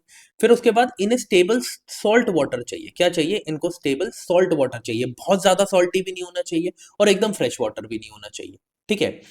दे do not grow near river mouths. Reason समझ में आ गया होगा क्यों? फ्रेश वाटर इन्हें चाहिए ही नहीं, इनकी लाइफ के लिए इंपॉर्टेंट है ही नहीं। तो ये फ्रेश वाटर के पास मिलेंगे नहीं। फ्रेश वाटर कहां से आता है? रिवर पे। रिवर से ओशन में कैसे घुसता है? रिवर माउथ से। तो रिवर माउथ में आपको ये कभी देखने को मिलेंगे ही नहीं। कहाँ देखने को मिलेंगे? स्टेबल सॉल्ट वाटर में। बहुत ज्यादा अगर शोर पर वाटर का स्प्लैश भी जहां देखने को मिलता है, वहां पर भी आपको ये नहीं देखने को मिलते, क्योंकि इनका जो नेचर है वो कैसा है? शाई नेचर समझ लो। वाटर शाई नेचर है कि ये बहुत ज्यादा जहां पर टर्बुलेंट वेव्स देखने को मिलेगी वाटर शोर्स पे आपको नहीं देखने को मिलेंगी, ये स्टेबल सॉल्ट वाटर में आपको देखने को मिलेंगे। ठीक है। आगे बढ़ते हैं। क्लासिफिकेशन थोड़ा सा हम देख लेते हैं कोरल रीफ्स के बारे में। क्या है कि 3 टाइप के आपको रीफ्स देखने को मिलेंगे। बहुत सारे टाइप्स के होते हैं, बट हम 3 पढ़ेंगे जो मेन होते हैं। Fringing reefs, barrier reefs, atolls. Atolls इनमें से सबसे ज्यादा इंपॉर्टेंट है। ये एक्चुअल में क्या है? ये सर्कुलर रीफ होते हैं। जैसे आपको ये देखने को मिलेगा कि ये पूरा का पूरा ओशन है, समझ लीजिए पूरा का पूरा ओशन है। ठीक है, पूरा का पूरा ओशन है। यहाँ पे आपको बीच बीच में ऐसे अटोल्स देखने को मिलेंगे। ठीक है। ये क्या है? ये उठा हुआ रीजन होता है। ये उठा हुआ रीजन होता है। और बीच में आपको लगून देखने को मिलेगा, वाटर देखने को मिलेगा, पूरा का पूरा अंदर डीप होता है बहुत ज्यादा ही। ठीक है। तो इस टाइप के लगून होते हैं, इन्हें सॉरी अटोल्स होते हैं, इन्हें हम सर्कुलर रीफ्स भी बोलते हैं। ठीक है। इंडिया के अंदर मेजर एरिया कहाँ है जो आपको ये देखने को मिलते हैं? अंडमान एंड निकोबार आइलैंड में, लक्षद्वीप में, गल्फ ऑफ मन्नार में, गल्फ ऑफ कच्छ में। स्मॉल पैचेस में आपको ये नेत्रानी आइलैंड में भी देखने को मिलेंगे। प्लीज याद रखना, नेत्रानी आइलैंड कर्नाटका में है, डायरेक्टली पूछा जा सकता है। ठीक है। मालवान में देखने को मिलेंगे आपको, कहाँ पे? महाराष्ट्र में। अंग्रिया बैंक में आपको ये देखने को मिलेंगे। एक और चीज वेरी इंपॉर्टेंट, बहुत इंपॉर्टेंट फैक्ट है कि लक्षद्वीप हमारे इंडिया के अंदर जो लक्षद्वीप है, ये एक लौता ऐसा रीजन है जहां पे आपको अटोल्स देखने को मिलेंगे, जहां पे आपको अटोल्स देखने को मिलेंगे। कौन सा है? लक्षद्वीप, प्लीज याद रखना, ठीक है। कोरल ब्लीचिंग क्या होता है? ओशन एसिडिफिकेशन क्या होता है? एंथ्रोपोजेनिक रीजंस क्या है जिसकी वजह से कोरल रीफ्स खत्म हो रहे हैं? इसके बारे में थोड़ा सा पढ़ लेते हैं। कोरल ब्लीचिंग मतलब जो कोरल रीफ्स हैं उनमें ब्लीचिंग देखने को मिल रही है, उनका जो कलर है वो चेंज हो जा रहा है, वो मर जा रहे हैं। ये क्या है? देखो होता क्या है, अब क्या है कि अगर वाटर का टेम्परेचर बढ़ जाता है, वाटर का टेम्परेचर बढ़ जाता है, तो इस वजह से जो एल्गे है वो वहां से निकलना शुरू कर देते हैं कोरल से। वो वहां पे सस्टेन नहीं कर सकते। एल्गे को भी बहुत हाई टेम्परेचर नहीं चाहिए, उसकी भी अपनी लिविंग कंडीशंस है जैसे ह्यूमंस की होती है, ठीक है। तो जब वो एल्गे जो है वहां से निकलेंगे तो कोरल सरवाइव कर पाएंगे? नहीं कर पाएंगे। तो इस वजह से कोरल डाई करते हैं। इसी को हम कोरल ब्लीचिंग बोलते हैं। रीजन याद रखना है, हाई सी टेम्परेचर। ये है मेन चीज याद रखने वाली। ओशन एसिडिफिकेशन में क्या होता है? देखो, जब भी आपको देखने को मिलेगा कि कार्बन डाइऑक्साइड का लेवल कार्बन डाइऑक्साइड का लेवल सी वाटर में इंक्रीज होता है, तो उसकी वजह से ओशन का जो पीएच है वो कम होता चला जाता है, मतलब कि एसिडिक नेचर होता रहता है वाटर का। तो इस वजह से जो कोरल रीफ है, जो कोरल्स हैं मेनली, वो सरवाइव नहीं कर पाते क्योंकि एसिडिक वाटर्स में वो नहीं रह पाते, ठीक है। क्यों? क्यों नहीं रह पाते? क्योंकि वो ऐसा, आपको देखो, ह्यूमंस को रिप्रोड्यूस करने के लिए क्या चाहिए? ठीक है, रिप्रोडक्शन सिस्टम है उसके लिए। ऐसे ही जो कोरल्स हैं उनको अगर रिप्रोड्यूस करना है तो उनका क्या है कि वो और ज्यादा स्केलेटन्स बनाते हैं अपने। कोरल्स जो है और ज्यादा अपने आप को रिप्रोड्यूस करते हैं और ज्यादा अपने स्केलेटन्स बनाते हैं, अपना जो कैल्शियम कार्बोनेट का स्ट्रक्चर है उसे इंक्रीज करते हैं। बट जब ओशन एसिडिफिकेशन बढ़ जाता है तो उस टाइम पर it becomes hard for corals कि वो अपने स्केलेटन्स को क्रिएट कर पाए। इस वजह से उनकी जो, जैसे हम कहते हैं कि कोरल डाई करना शुरू कर देते हैं, ठीक है। फिर ओवर फिशिंग हो गया, गोस्ट नेट्स हो गए, कोस्टल डेवलपमेंट हो गया, प्लास्टिक पॉल्यूशन हो गया, ये सब भी रीजन है जिसकी वजह से जो ये कोरल रीफ्स हैं वो कम होते जा रहे हैं, ठीक है। उनकी लाइफ पर थ्रेट है। कोरल रीफ्स को वाइल्ड लाइफ प्रोटेक्शन एक्ट में शेड्यूल 1 में रखा गया है, कोस्टल रेगुलेशन जोन 1 में रखा गया है, स्ट्रिक्टली प्रोटेक्टेड। प्लस ये बहुत इंपॉर्टेंट है, ये आया तो आप लोग तो कर लोगे, बाकी नहीं करेंगे। Bio rock technology, coral reef जब पढ़ो बायो रॉक टेक्नोलॉजी जरूर पढ़ो। इसमें क्या किया जाता है, इसमें जैसे यहाँ पे ये अपने स्केलेटन्स नहीं बना पा रहे, तो इस केस में कोरल रीजनरेशन किया जाता है, ठीक है। कि फिर से कोरल्स को रीबर्थ दो उन रीजन में जहां पर वो पहले सरवाइव करते थे। ये कैसे किया जाता है? एक मेथड है जिसे हम बायोरॉक टेक्नोलॉजी बोलते हैं, जिसके अंदर हम इस एरिया में लो वोल्टेज इलेक्ट्रिसिटी प्रोवाइड करते हैं, जिसकी वजह से जो कोरल्स हैं वो क्या करते हैं, वो अपना, जिसे हम कहते हैं कि उनका जो सर्वाइवल है वो एक्सेलरेट करता है पॉजिटिव साइड पे, ठीक है। इस चीज को समझो। तो बायोरॉक टेक्नोलॉजी किससे रिलेटेड है? कोरल रीफ से रिलेटेड है। इसको टेस्ट भी किया गया था गल्फ ऑफ कच्छ में, ठीक है। आगे बढ़ते हैं, अब पढ़ते हैं एल्गल ब्लूम के बारे में, यूट्रोफिकेशन के बारे में, ठीक है। ये स्टैटिक का पोर्शन ही अब हम कवर कर रहे हैं तब से। अब क्या है कि एल्गल ब्लूम का मतलब क्या है? देखो, यूट्रोफिकेशन का मतलब क्या होता है, सबसे पहले ये समझो। देखो, किसी भी रीजन की वजह से मान लेते हैं, एक स्टोरी की तरह समझते हैं, ज्यादा लंबे टाइम तक याद रहेगा, ठीक है। मान लो ये फार्म है, ये फार्म है। अब इसमें क्या है कि बहुत सारे पेस्टिसाइड डाले, फर्टिलाइजर्स डाले, इस वजह से यहाँ के जो न्यूट्रिएंट्स हैं वो बहुत ज्यादा इंक्रीज हो गए। स्टोरी सुनते रहना। देखो, जो क्लास नहीं लेगा, सिर्फ पीडीएफ पढ़ेगा, उसको ये चीजें समझ नहीं आएगी कि ये डायग्राम क्या बनाया है, क्या समझाया है ना। रट्टा तो कोई भी मार सकता है, आपके पास 1000 बुक है यार। 1000 बुक में को आप पढ़ोगे तो आपका काम वैसे ही हो रहा है। बट 1000 बुक को, मतलब कि बुक्स हैं, उनमें से आप क्यों लेक्चर देख रहे हो? आप लेक्चर इसलिए देख रहे हो ना कि कुछ एग्जाम्पल हो जिससे लंबे टाइम तक हम चीजों को रिटेन कर पाए, याद रख पाए। तो वही मैं यहाँ पे आपको बता रहा हूँ। फार्म लैंड है, यहाँ पे पेस्टिसाइड डाले, फर्टिलाइजर्स डाले, इसकी वजह से न्यूट्रिएंट्स जो है वो इंक्रीज हो गए, ठीक है। अब न्यूट्रिएंट्स इंक्रीज हो गए, मान लो नाइट्रोजन है, फास्फोरस है, इंक्रीज हो गए। अब क्या होता है, यहाँ पे बारिश होती है। जब जितना वाटर नहीं चाहिए सॉइल को, उतना वाटर यहाँ पे आ जाता है फ्लड्स के थ्रू, रेनफॉल ज्यादा हो गई उसके थ्रू। अब ये वाटर जो है ये कहाँ बह के जाएगा? रिवर्स में। रिवर से कहाँ जाएगा? ओशंस में, ठीक है। अब क्या है कि ये जो यहाँ पर न्यूट्रिएंट्स यूज करे गए, ये भी वॉश ऑफ हो गए, और ये मानो ये पहुंच गए ओशन तक। ओशन में इन्होंने न्यूट्रिएंट्स का लेवल बढ़ा दिया। जब भी न्यूट्रिएंट्स का लेवल कहीं पर बढ़ जाता है उसको ही हम यूट्रोफिकेशन बोलते हैं। अब जब भी न्यूट्रिशन का लेवल बढ़ जाएगा तो एल्गी भी बढ़ जाएंगे, एल्गी भी बढ़ जाएंगे। एल्गी बढ़ जाएंगे तो क्या होगा, एक टाइम पर वो पूरे के पूरे वाटर को कवर कर लेंगे। जब वो पूरे के पूरे वाटर को कवर कर लेंगे तो सनलाइट पेनिट्रेट ही नहीं कर पाएगी, और सनलाइट जब पेनिट्रेट ही नहीं कर पाएगी तो कोरल्स कैसे जिंदा रहेंगे, कोरल्स कैसे जिंदा रहेंगे। ठीक है, इस चीज को आपको याद रखना है। ठीक है, तो यही होता है एल्गल ब्लूम। जब यूट्रोफिकेशन की वजह से एल एल्गे जो है एक ज्यादा लेवल पर ग्रो करने लगे, उनको हम क्या कहते हैं, उसको हम एल्गल ब्लूम कहते हैं। ये कोरल रीफ्स के लिए भी खतरनाक है, ये हमारे फिशेस के लिए भी खतरनाक है, उन तक भी ऑक्सीजन कैसे पहुंचेगी, नहीं तो इस चीज को भी समझो। ठीक है, सनलाइट कैसे पहुंचेगी, है ना। तो यहाँ पे यही बोला गया है। हाँ, जैसे रेड टाइड्स होते हैं ना, ये भी इसी से जुड़ा हुआ है कॉन्सेप्ट है, एल्गल ब्लूम से, इन्हीं को रेड टाइड्स भी बोला जाता है। ठीक है, एक कॉन्सेप्ट है। उसके बाद यही बोला गया है, जब ये बढ़ जाते हैं तो फिर डाइवर्सिटी, बायोडाइवर्सिटी को डिस्ट्रॉय कर देते हैं। ठीक है, ऑक्सीजन लेवल कम हो जाते हैं, सनलाइट नहीं पहुंच पाती है, फिशेस सरवाइव नहीं कर पाते हैं। ठीक है, और प्लस कोरल्स सरवाइव नहीं कर पाते हैं। ठीक है, ये चीज आपको याद रखनी है। आगे बढ़ते हैं। Okay, next topic. यूएनईपी ने एक रिपोर्ट निकाली, ठीक है, जिसका टाइटल दिया द वेट ऑफ टाइम। अब इसमें क्या बात करी गई इसके बारे में हम पढ़ते हैं। देखो, रिपोर्ट में जो वर्ड्स यूज करे जाते हैं ना, जैसे लेगेसी पॉल्यूटेंट्स वर्ड यूज किया गया। अब क्वेश्चन ये है, ये लेगेसी पॉल्यूटेंट्स क्या होते हैं भाई साहब। ठीक है, क्योंकि क्या है ना कि क्वेश्चन आपसे मैं बोल रहा हूँ, रिपोर्ट से तो बहुत कम क्वेश्चन आते हैं, डेटा से बहुत कम क्वेश्चन आते हैं। क्वेश्चन आते हैं उस रिपोर्ट के अंदर जो वर्ड्स यूज करे गए हैं वो स्टैटिक से कैसे जुड़ा हुआ है, वो क्या है, वो आपको पता होना चाहिए। ठीक है, तो ये लेगेसी पॉल्यूटेंट्स है, ये लेगेसी पॉल्यूटेंट्स आ गए तो आपको पता होना चाहिए क्या होते हैं।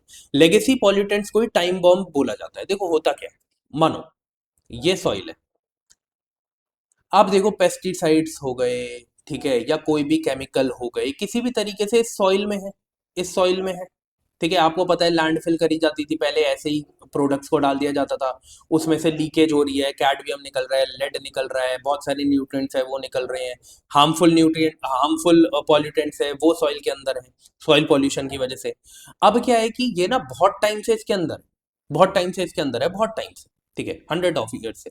ठीक है, इनको हम क्या कहते हैं, इनको हम लेगेसी पॉल्यूटेंट्स कहते हैं। अब होता क्या है, जब भी किसी रीजन में फ्लड आती है ना, तो ये निकल के बाहर आ जाते हैं और फिर ये रिवर में मिल जाते हैं।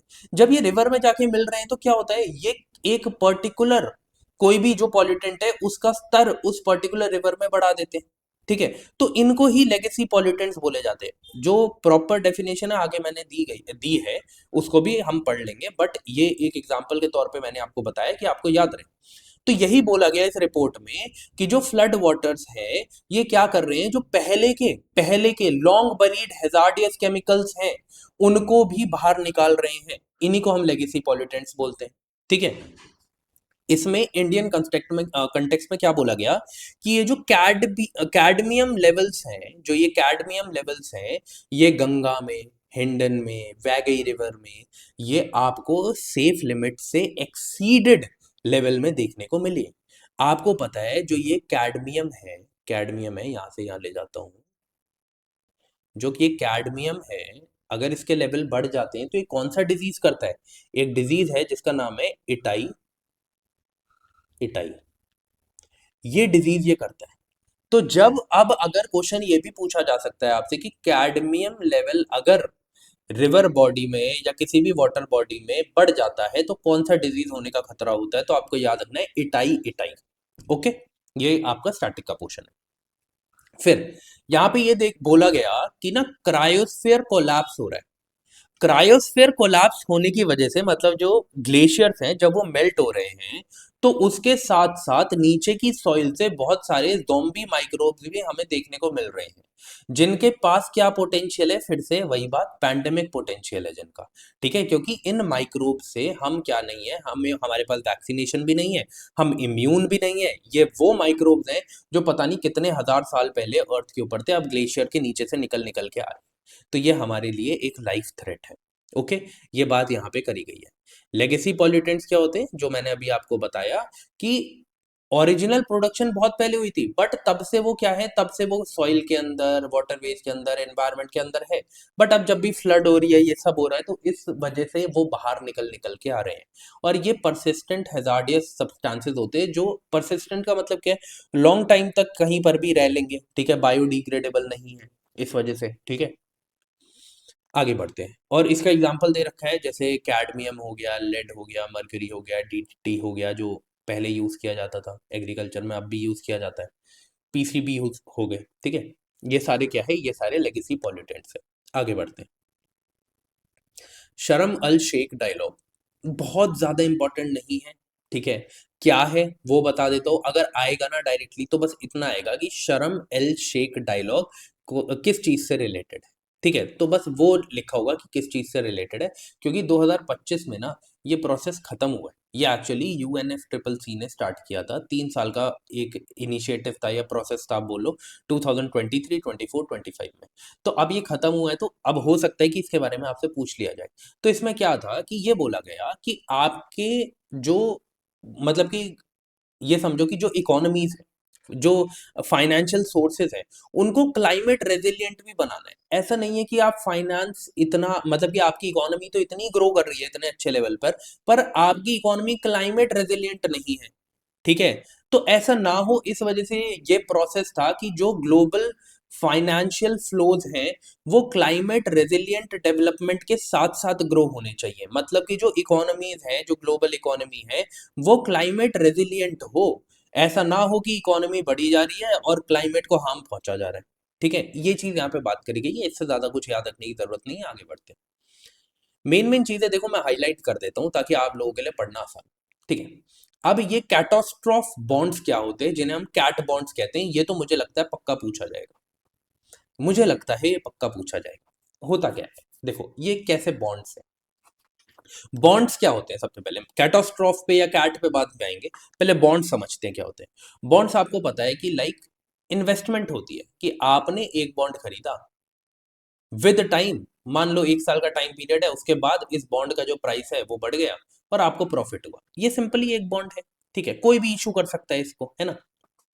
अब कैटास्ट्रॉफ बॉन्ड क्या है, अब इसको भी थोड़ा सा समझो। होता क्या है, अभी आप देखोगे कि कोई भी डिजास्टर होता है, लाइक आप समझो कि अभी पंजाब में फ्लड्स आई थी, तो पंजाब फ्लड्स की बात करते हैं, ठीक है। पंजाब फ्लड्स 2025, यहां पर हमें देखने को मिला कि फ्लड इस तरीके से आई कि कितना सारा इंफ्रास्ट्रक्चर खराब हो गया, ठीक है। अब काम किसका है इस इंफ्रास्ट्रक्चर को ठीक करने का, इस ये काम है गवर्नमेंट का। वो स्टेट गवर्नमेंट हो, सेंट्रल गवर्नमेंट हो, उसके बारे में बाद में बात करेंगे, अभी सिर्फ गवर्नमेंट नाम लिखते हैं, ठीक है। गवर्नमेंट का काम है, गवर्नमेंट का बहुत सारा जो पैसा है वो इसमें चला जाता है। हर साल आपको देखने को मिलेगा, बिहार में फ्लड आती है, बंगाल में फ्लड आती है, पंजाब में देखने को मिली, हिमाचल में हमें देखने को मिलता है, फ्लड एरिया बन जाता है, उत्तराखंड में इतनी डिस्ट्रक्शन होती है। ये सारा फिजिकल प्रेशर किसके ऊपर बनता है, ये सारा का सारा फिजिकल प्रेशर बनता है गवर्नमेंट के ऊपर। लेकिन मान लो कि ऐसा ना हो, तो ऐसा ना हो तो कैसा हो, बोला गया कि कैटास्ट्रॉफ बॉन्ड्स बनाए जाएंगे, जिसमें बॉन्ड्स खरीदेंगे आम लोग। आम लोग का मतलब है जो भी इन्वेस्टर है, ठीक है, जो भी इन्वेस्टर है, इन्वेस्टर आके इस बॉन्ड को खरीदेगा। अब क्या है, मान लो कि जो उसने बॉन्ड खरीदा है वो यूज नहीं हुआ, कोई भी ऐसा आपको फ्लड नहीं देखने को मिला, ठीक है, कोई भी आपको बहुत बड़ा डिस्ट्रक्शन नहीं देखने को मिला, तो क्या होगा कि ये जो इन्वेस्टमेंट है इसके प्राइसेस बढ़ जाएंगे with year, with particular 1 year का टाइम ले लेते हैं तो 1 साल में। तो अब जितना भी प्रॉफिट होगा ये उस इन्वेस्टर को मिल जाएगा। लेकिन अगर कोई बहुत बड़ा डिजास्टर हो जाता है, नेचुरल डिजास्टर हो जाता है, तो उस केस में इस पैसे को, इस कैटास्ट्रॉफ बॉन्ड्स को यूज किया जाएगा, और जितना भी यहां पर प्रिंसिपल है वो क्या होगा, वो चला जाएगा किसमें, वो चला जाएगा इस चीज को ठीक करने में। अब क्या है इसमें प्रॉब्लम क्या है, कि वैसे तो ये बॉन्ड अच्छा है कि अगर कोई भी डिजास्टर नहीं होता, नेचुरल डिजास्टर, तो ये बहुत ही हाई यील्डिंग बॉन्ड्स है, कि बहुत ज्यादा हाई पैसा मिलेगा, बहुत ज्यादा, जिसे हम कहते हैं कि बहुत ज्यादा हमें रिटर्न्स मिलेंगे। बट ये भी है कि अगर डिजास्टर हो जाता है तो उस केस में गवर्नमेंट के ऊपर प्रेशर नहीं आएगा। इनको तो जो होगा वो तो इन्वेस्टमेंट कर रहे हैं, इन्वेस्टमेंट तो ऐसे ही होता है, इन्वेस्टमेंट में या तो फायदा होगा या तो लॉस होगा। लेकिन इससे क्या होगा, गवर्नमेंट के ऊपर जो फिजिकल प्रेशर है वो कम हो जाएगा। तो ये है कैटास्ट्रॉफ बॉन्ड्स। क्या बोला गया, इन्वेस्टर क्या करते हैं, प्रिंसिपल पे करते हैं। अगर डिजास्टर होता है तो उस केस में जो इन्वेस्टर है वो लूज कर देते हैं कुछ पार्ट। अब डिजास्टर के ऊपर है, बड़ा है या छोटा है, तो या तो कुछ पार्ट लूज कर देंगे, या तो फिर अपना सारा का सारा प्रिंसिपल लूज कर देंगे। जो भी इशू कर रहा है उस बॉन्ड को, अगर वो गवर्नमेंट है तो गवर्नमेंट जो बॉन्ड इशू कर रही है उसका पैसा सारा का सारा लूज कर देंगे। लेकिन अगर डिजास्टर नहीं होता है तो बहुत ज्यादा हाई रिटर्न्स देखने को मिलेंगे। ठीक है, तो इससे क्या होगा, बस फिस्कल बर्डन जो है वो कम हो जाएगा। ये है कैटास्ट्रॉफ बॉन्ड्स या कैट बॉन्ड्स। मुझे लगता है कैटास्ट्रॉफ बॉन्ड्स के नाम से नहीं आएगा, कैट बॉन्ड्स के नाम से आएगा। ठीक है, याद रखना। आगे बढ़ते हैं। अब ये एक WWF की स्टडी है, क्या इंडिकेट करती है आपको पता है। मैं हर बार पॉइंटर्स जो है वो लेके आता हूँ आपके लिए, तो ये पॉइंटर ही है। पॉइंटर्स में आपको बोलता हूँ आप पढ़ना। ठीक है, आप पढ़ लेना इस पॉइंटर को। एक ही पॉइंटर मिला। इस महीने बहुत ज्यादा करंट अफेयर्स नहीं देखने को मिली, बट जितनी भी थी इंपॉर्टेंट वो मैं आपके लिए लेके आया। अब जो है नेशनल लेवल पे जो न्यूज है वो हम देखेंगे। ठीक है, उससे पहले रेस्ट ले लेते हैं। आपको पता है कि एक इंटरनेशनल खत्म करने के बाद हम रेस्ट लेते हैं थोड़ा सा। तो 15 मिनट्स का मैं रेस्ट ले रहा हूँ। 15 मिनट्स का मैं रेस्ट ले रहा हूँ, जिसमें मैं वीडियो को पॉज कर दूंगा। वीडियो को रीपॉज करने के बाद मैं आपके पास फिर से आऊंगा। आप भी 15 मिनट्स का रेस्ट ले लेना। ठीक है, ऐसा मैं इसलिए करता हूँ ताकि वीडियो ज़्यादा लंबी ना हो। ठीक है, 1 घंटा हो गया, वैसे भी रेस्ट टाइम है थोड़ा सा, 15 मिनट का रेस्ट लेते फिर से स्टार्ट करते। चलिए। ओके, सो आई होप आप लोगों ने भी 15 मिनट्स का रेस्ट ले लिया होगा। मैंने भी ले लिया। ठीक है, अब रीस्टार्ट करते हैं। थोड़ा सा मैं चेक कर लेता हूँ माइक एंड ऑल। ठीक है, ओके। अब हमने इंटरनेशनल जो हमारी करंट अफेयर्स थी एनवायरनमेंट से रिलेटेड जुलाई 2025 की, वो हमने कंप्लीट कर ली थी। अब हम देखेंगे नेशनल न्यूज़। ठीक है, ओके। देखो, क्या हुआ recently. Status of small cats in tiger landscape of India report आई। ठीक है, अब इसमें क्या क्या याद रखना है। देखो, सब कुछ कभी भी याद नहीं रखते हैं हम, सिर्फ उतना याद रखते हैं जो इम्पोर्टेंट डेटा है। और अगर कोई ऐसा ट्रेंड है जो हमें लगता है कि इम्पोर्टेंट है और आ सकता है, हम उसे सिर्फ पढ़ेंगे। अगर आप हर एक डेटा हर एक ट्रेंड याद करने की कोशिश करेंगे तो फिर आप सब कुछ टाइमली पूरा नहीं कर पाएंगे। ठीक है, तो अब देखो, सबसे पहले आपको पता होना चाहिए एक इंपॉर्टेंट चीज की, ये रिपोर्ट निकाली किसने। ये रिपोर्ट निकाली है ministry of environment, forest and climate change. ठीक है, उसके बाद कब निकाली, ग्लोबल टाइगर डे जो होता है 29 जुलाई को, उस दिन ये निकली है। क्यों पढ़ रहे हैं, ठीक है, क्यों पढ़ रहे हैं, what is the reason behind it. Reason ये है कि ये पहला ऐसा नेशन वाइड असेसमेंट है जो 9 स्मॉल वाइल्ड कैट स्पीशीज को लेकर किया गया है इंडिया के अंदर। ठीक है, पहला है। This is the only reason हम इसे पढ़ रहे हैं। अब इसमें बहुत सी चीजें बोली गई। सबसे पहले ये बोला गया कि इंडिया के अंदर की बात कर रहे, सबसे ज्यादा अ, हमें कौन C small wild cat species देखने को मिलती है, तो उसका नाम है जंगल कैट। ठीक है, उसके बाद वर्ल्ड की स्मॉलेस्ट कैट जो है, जो हमारे इंडिया के अंदर भी हमें देखने को मिलती है। ठीक है, और प्लस जैसे ये तो मोस्ट वाइड स्प्रेड है, वो second most wide spread small wild cat है। ठीक है, कौन सी है वो, rusted, sorry rusty spotted cat. ये आपको याद रखना है, ये दो डेटा याद करने। फिर उसके बाद हमें एक और चीज आप याद रखना, जब तीसरा डेटा दिया है कि ये जो टी कॉफी प्लांटेशन में एंड एग्रीकल्चरल मोजाइक्स में आपको कौन सी कैट देखने को मिलती है, ये स्मॉल वाइल्ड कैट देखने को मिल रही है। वाइल्ड कैट की हम बात करें, लेपर्ड कैट। ठीक है, आगे बढ़ते और भी चीजें। उसके बाद सबसे कम डिटेक्शन कौन सी कैट का किया गया, कौन सी वाइल्ड कैट का किया गया, तो कैरेकल का किया गया। इस चीज को याद रखना है। ये चार डेटा इससे रिलेटेड आपको पता होने चाहिए, और कुछ इसमें इतना इंपॉर्टेंट नहीं है। बस वहां पर स्मॉल वाइल्ड कैट की बात करी गई, टाइगर की बात करी गई, ऊपर है ना टाइगर की स्पीशीज है ये। तो हम प्रोजेक्ट टाइगर भी देख लेते हैं। मैंने आपको कहा था कि प्रोजेक्ट क्रोकोडाइल भी करना है, वो भी हम करेंगे। ठीक है, पहले प्रोजेक्ट टाइगर हम देख लेते हैं। जो प्रोजेक्ट टाइगर है दूसरी क्लास में हम करेंगे वो प्रोजेक्ट क्रोकोडाइल। प्रोजेक्ट टाइगर जो है ये लॉन्च किया गया था 1973 में। ठीक है, 1973 में। कहां पर ये हुआ था लॉन्च, ये हुआ था कॉर्बेट नेशनल पार्क। ये कौन सा कॉर्बेट है, वही जिम कॉर्बेट जो है आपका उत्तराखंड में, वही उसी की बात ये करी गई है।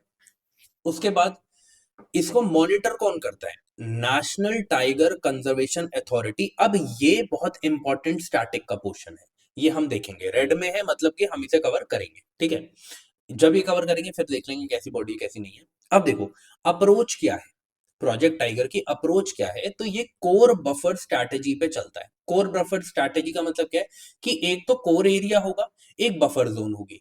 कोर एरिया में मतलब क्या किया जाएगा कि कोई भी डिस्टरबेंस नहीं होनी चाहिए, वो मेनली सिर्फ और सिर्फ वाइल्ड लाइफ के लिए होना चाहिए, इसका ध्यान रखा जाएगा, उसे हम कोर एरिया बोलते हैं। बफर जोन क्या है, बफर जोन ऐसा एरिया है जो, ये तो आपकी एनिमल सेटलमेंट है, ये आपकी ह्यूमन सेटलमेंट है, इसके बीच का जो एरिया है इसको बफर जोन बोला गया है। इसमें जो लोकल कम्युनिटीज है जो फॉरेस्ट से बिलोंग करती है वो यहाँ पर रह सकती है, उसके को एग्जिस्टेंस की बात करी जाती है वाइल्ड लाइफ के साथ। ठीक है, तो कोर एरिया हो गया, बफर जोन हो गया, इसके बीच में आपको डिफरेंस समझ में आ गया होगा। ये जो प्रोजेक्ट था ये सेंट्रली स्पॉन्सर्ड स्कीम थी एक, ठीक है। बाद में आपको देखने को मिला 2023 में ये जो प्रोजेक्ट टाइगर है और जो प्रोजेक्ट एलिफेंट है इसको मर्ज कर दिया गया 2023 में, और क्या नाम दिया गया, प्रोजेक्ट टाइगर एंड एलिफेंट। इस चीज को भी याद रखना, ठीक है। टाइगर के बारे में ये हमने पिछली क्लास में भी कवर किया था पार्ट नंबर 1 में, आज भी कवर कर लेते हैं कि अगर आप पूरे वर्ल्ड की टाइगर पॉपुलेशन देखोगे तो उसमें से 75% जो टाइगर की पॉपुलेशन है वो आपको इंडिया में देखने को मिलती है। ठीक है, आई होप आपको ये बात क्लियर हो गई होगी। आगे बढ़ते हैं। एनटीसीए, मैंने कहा था एनटीसीए भी कवर करना है भी, है ना, तो एनटीसीए के बारे में देख लेते हैं। स्टैटिक का क्वेश्चन है, बिल्कुल आ सकता है, इनकी पावर्स आपको मेनली पता होनी चाहिए। ठीक है, ये एक एपेक्स बॉडी है, एक स्टैट्यूटरी बॉडी है, ये आपको याद रखना है। ठीक है, इसको इस्टेब्लिश किया गया था, टाइगर टास्क फोर्स थी एक 2005 में। ठीक है, उसकी रिकमेंडेशन पर इसको लॉन्च किया गया था 2005 में, दिसंबर 2005 में। कौन सी मिनिस्ट्री के अंदर आता है, ministry of environment forest and climate change. कौन से लीगल सोर्स क्या है, कौन से एक्ट के थ्रू इसे पावर मिलती है, तो वाइल्ड लाइफ एक्ट 1970 थ्रू के थ्रू इसे पावर मिलती है। ठीक है, उसके बाद हेडक्वार्टर कहाँ पे है, दिल्ली में है। ठीक है, इतनी इतनी इतनी चीजें इंपॉर्टेंट नहीं है, मेनली हमें क्या करना है, एक मिनट एक मिनट एक मिनट, एक चीज और इंपॉर्टेंट है वो मैं आपको बता देता हूँ। हाँ, यहाँ पे नहीं है वो, चलो ठीक है। तो पहले की फंक्शंस एंड पावर जो है ये बहुत इंपॉर्टेंट है, ये आपको पता होनी चाहिए। जो भी टाइगर कंजर्वेशन प्लान्स है ना, उनको अप्रूव करने की पावर जो है वो किसके पास है, एनटीसीए के पास। बट ये जो प्लान्स है वो बनाता कौन है, प्रिपेयर करता है स्टेट गवर्नमेंट। ठीक है, उसके बाद रेगुलेशंस कि क्या कैसे रेगुलेट किया जाएगा इनको, जो भी अगर कोई भी जो प्रोजेक्ट टाइगर है, एनटीसीए जो है, इसके पास क्या पावर है, इसके पास है कि जो भी टाइगर रिजर्व्स हैं उनमें क्या क्या रेगुलेशन होनी चाहिए, क्या क्या नहीं होनी चाहिए चीजें, उन वो सारी चीजें भी कौन डिसाइड करेगा, एनटीसीए डिसाइड करेगा। ये आपको पता होना चाहिए। स्टैंडर्ड्स भी कौन डिसाइड करता है, ये स्टैंडर्ड्स भी एनटीसीए डिसाइड करता है। किसकी बात कर रहे हैं, मेनली टाइगर रिजर्व्स की हम बात कर रहे हैं इधर। ठीक है, याद ये रखना है, ये इंपॉर्टेंट है कि इसका जो आपको सेंसस देखने को मिलेगा, जैसे ह्यूमंस का जो हमारा सेंसस होता है ये 10 साल में एक बार होता है, वैसे ही जो ये टाइगर्स है उनका सेंसस हर 4 साल में एक बार होता है। ठीक है, इसको ऑल इंडिया टाइगर एस्टिमेशन बोलते हैं, टाइगर सेंसस बोलते हैं। ठीक है, उसके बाद डायरेक्शंस, मतलब कि जिसे हम कहते हैं कि डायरेक्शंस कौन प्रोवाइड करेगा। ठीक है, टाइगर रिजर्व में क्या होगा क्या नहीं होगा, टाइगर प्रोटेक्शन के लिए क्या काम किया जाना चाहिए क्या नहीं किया जाना चाहिए। ठीक है, वो कौन करेगा, एनटीसीए करेगा। ये इशू, ये जो भी डायरेक्शंस होगी वो बाइंडिंग होगी, ये आपको याद रखना है। ठीक है, प्रोटेक्शन की बात करें तो स्पेशल टाइगर प्रोटेक्शन फोर्स बनाई गई है इसीलिए। ठीक है, कौन कौन सा तरीका है जिससे टाइगर की पॉपुलेशन को चेक किया जाता है, एक तो एम स्ट्राइप्स है। ठीक है, और एक है एम डबल ई। ठीक है, एम स्ट्राइप्स में क्या है, ये एक्चुअली एक सॉफ्टवेयर बेस्ड सिस्टम है जिसमें मॉनिटर किया जाता है, ट्रैक किया जाता है किसको, टाइगर्स को। एमईई क्या है, मैनेजमेंट इफेक्टिवनेस इवैल्यूएशन। ठीक है, इसमें क्या किया जाता है कि कौन सा टाइगर रिजर्व कैसे परफॉर्म कर रहा है उसका ऑडिट जो है वो कौन करता है, एमईई। ठीक है, यही होता है, मतलब वो मैनेजमेंट इफेक्टिवनेस इवैल्यूएशन। ये इतना इंपॉर्टेंट नहीं है, बट एम स्ट्राइप्स याद रखना, ये किसके लिए होता है, टाइगर सेंसस जो है उसमें टाइगर की पॉपुलेशन को चेक करने के लिए होता है। ठीक है, आगे बढ़ते हैं। ओके, नेक्स्ट है India's resolution titled promoting sustainable lifestyles for vice use of wetlands. देखो वेटलैंड्स हम एक बार कर चुके हैं, पार्ट 1 में है ना, रामसर कन्वेंशन कर चुके हैं, तो इसीलिए मैंने क्या किया, मैंने यहाँ पे इसका स्टैटिक पोर्शन ऐड नहीं किया है, आप पार्ट 1 में चले जाना, वहां पे आप देख लेना। ठीक है, बहुत कुछ इसमें पढ़ने के लिए नहीं है। ठीक है, इसमें क्या बोला गया है कि एक्चुअली क्या है कि it shift the conservation focus from just policy level to whole of society के, मतलब सबका काम है कंजर्वेशन का, ऐसा नहीं है कि सिर्फ और सिर्फ सरकार काम कर रही है। ठीक है, और सिर्फ पॉलिसीज बनाती चली जा रही है और उसका इम्प्लीमेंटेशन नहीं हो रहा। सारी सोसाइटी एक साथ आके काम करेगी तो ये काम हो पाएगा, है ना। बोलते हैं ना कि कम्युनिटी बिहेवियर चॉइसेस, जैसे एक एग्जांपल देता हूँ। सरकार ज्यादा से ज्यादा क्या कर सकती है, डस्टबिन बिन्स लगा सकती है। बस डस्टबिन बिन्स के अंदर कूड़ा कौन डालेगा, वो तो सिटीजन ही डालेंगे ना। जैसे आप देखेंगे कि बहुत सारे महापुरुष हैं, ठीक है, जो क्या करते हैं, आपको दिखेगा कि यहाँ पर अगर डस्टबिन्स बने हुए हैं फिर भी कूड़ा यहाँ फेंक के जाएंगे। ठीक है, जो भी खाली रोड दिखेगी, ठीक है, वहां पर कूड़ा फेंकना शुरू कर देंगे। ये चीजें डेली हैबिट्स में ही ठीक करी जा सकती है।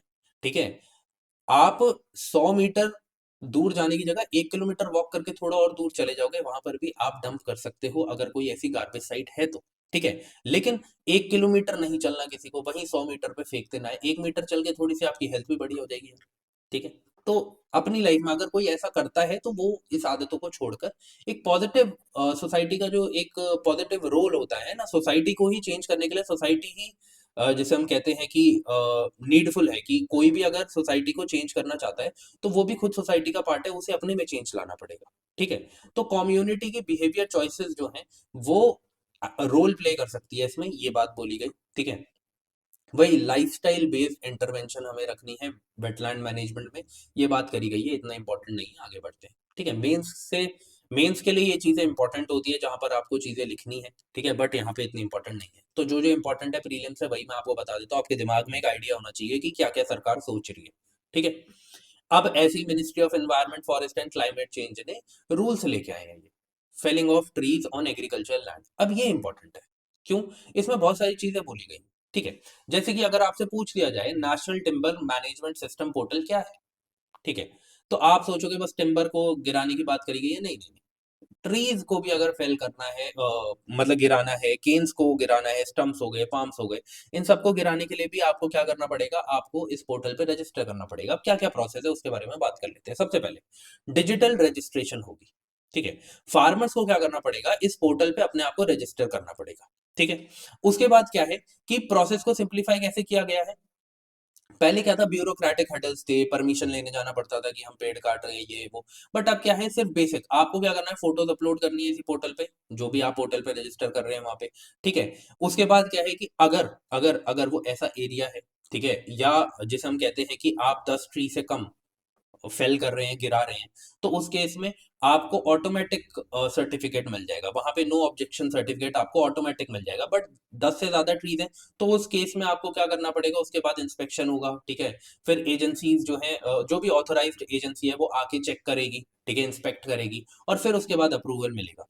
तो क्या है कि अब ना सिंप्लीफाई हो गया प्रोसेस, कि आपको कहीं जाकर फोटो जमा करने की, बोलने की, किसी को बताने की जरूरत नहीं है। आप सिंपली फोटोज अपलोड करेंगे, ठीक है, वहां पर जो भी प्रोसीजर है उसको फॉलो करेंगे, उसके बाद अपने आप ही जहां पर भी आप ट्री फेल कर रहे हैं, जो भी कंडीशन है उसको चेक करने के लिए कौन आएगा वहां पे, ऑथोराइज्ड एजेंसीज आएंगी। ठीक है, मेनली उसमें कौन आता है, आपकी स्टेट लेवल कमिटी जो है, वो इसमें रोल प्ले करती है, जो भी ये वेरीफाइंग प्रोसेस है। और इनको हेड कौन करता है, डिविजनल फॉरेस्ट ऑफिसर। ठीक है, और इसमें इंपॉर्टेंट नहीं है कुछ भी, सिर्फ टिम्बर नाम लिखा है तो याद रखना, सिर्फ टिम्बर से रिलेटेड नहीं है, इसमें ट्रीज भी आएंगे, पाम्स भी आएंगे, स्टम्प्स भी आएंगे, केन्स भी आएंगे। ठीक है, तो यहाँ पे वो कंफ्यूज कर सकते हैं आपको। ठीक है, तो ये किस लिए है, ये national timber management system portal, ये किस लिए बनाया गया है, ये बनाया गया है ताकि आप फार्मर जो है वो इसमें रजिस्टर कर पाए। ओके, आगे बढ़ते हैं।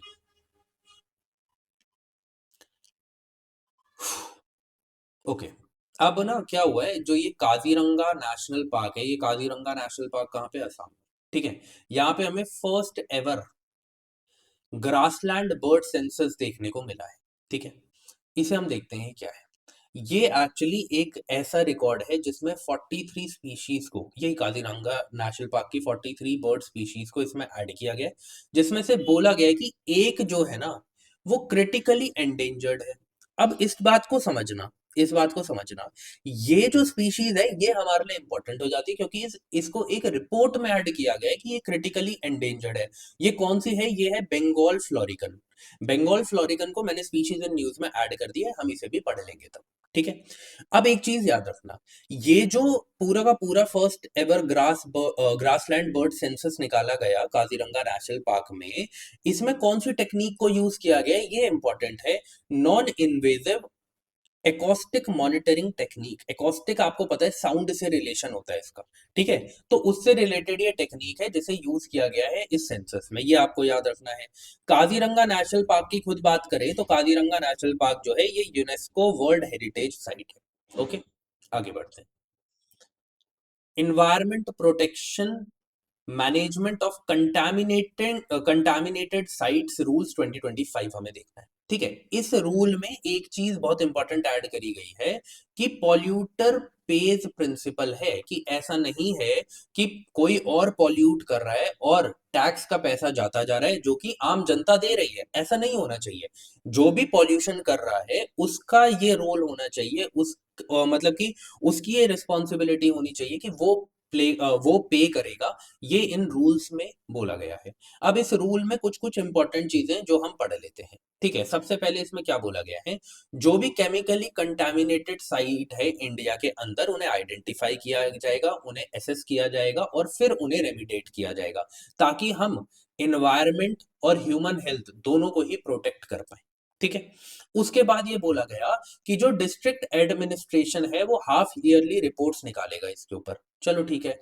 बोला गया है जो प्रीलिमिनरी असेसमेंट है सिर्फ और सिर्फ 90 दिन में वो पूरा होना चाहिए। जो प्रीलिमिनरी असेसमेंट है वो 90 दिन में पूरी होनी चाहिए। ठीक है। कब से 90 दिन? जब भी रिपोर्ट किया गया है।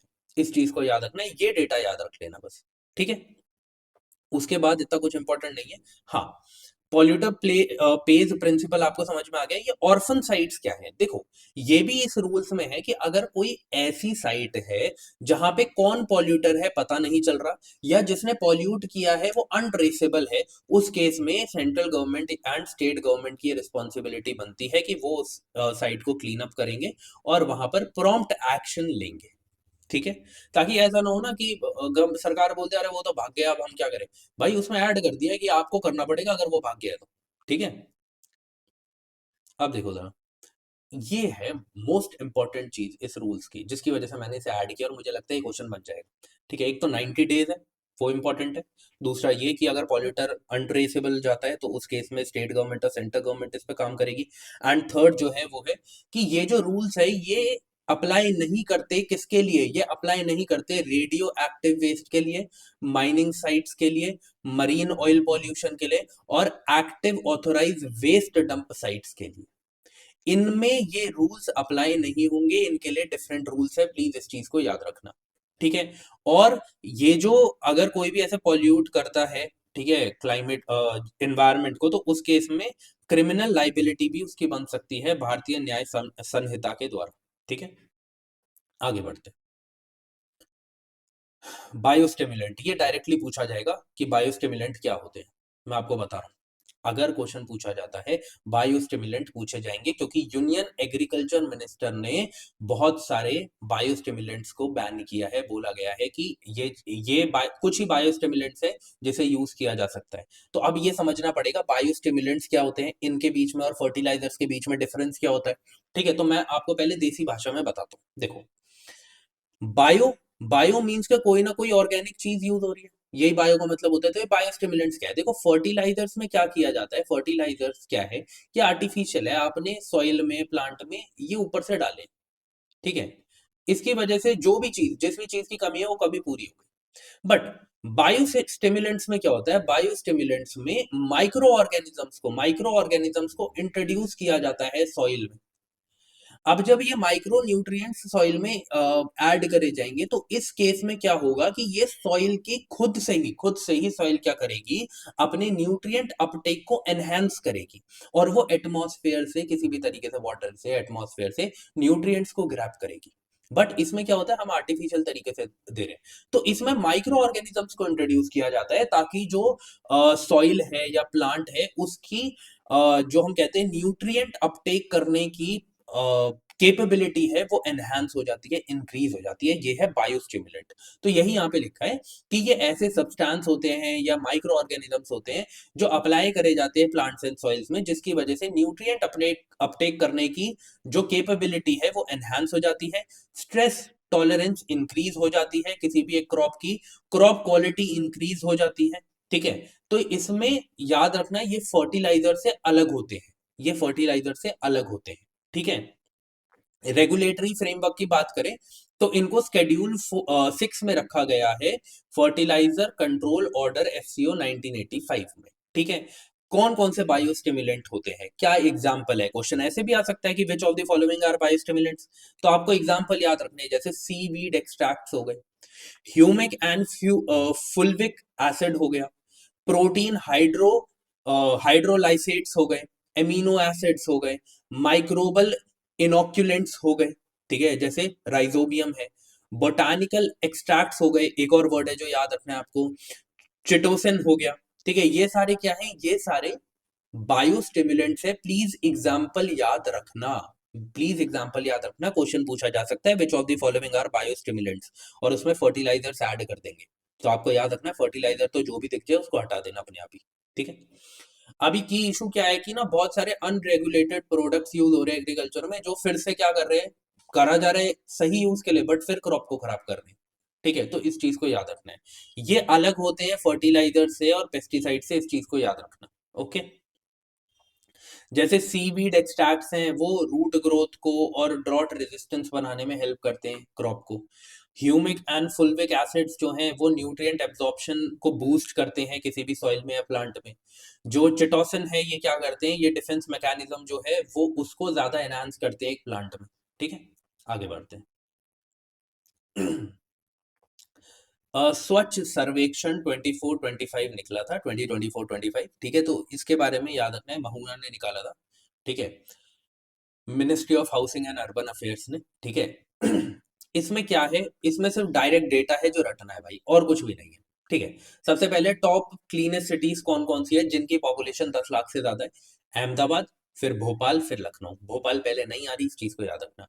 सुपर स्वच्छ लीग की बात करें तो कौन कौन है, फिर जो सबसे आगे रहता है इंदौर हमेशा से, सूरत, फिर Navi Mumbai. Best Ganga town Prayagraj, please इसे याद रखना। कोई अगर पीसीएस के लिए प्रिपेयर कर रहा हो ना, यूपी पीसीएस के लिए, तो वो तो प्लीज इसे याद रखना, ये आ सकता है।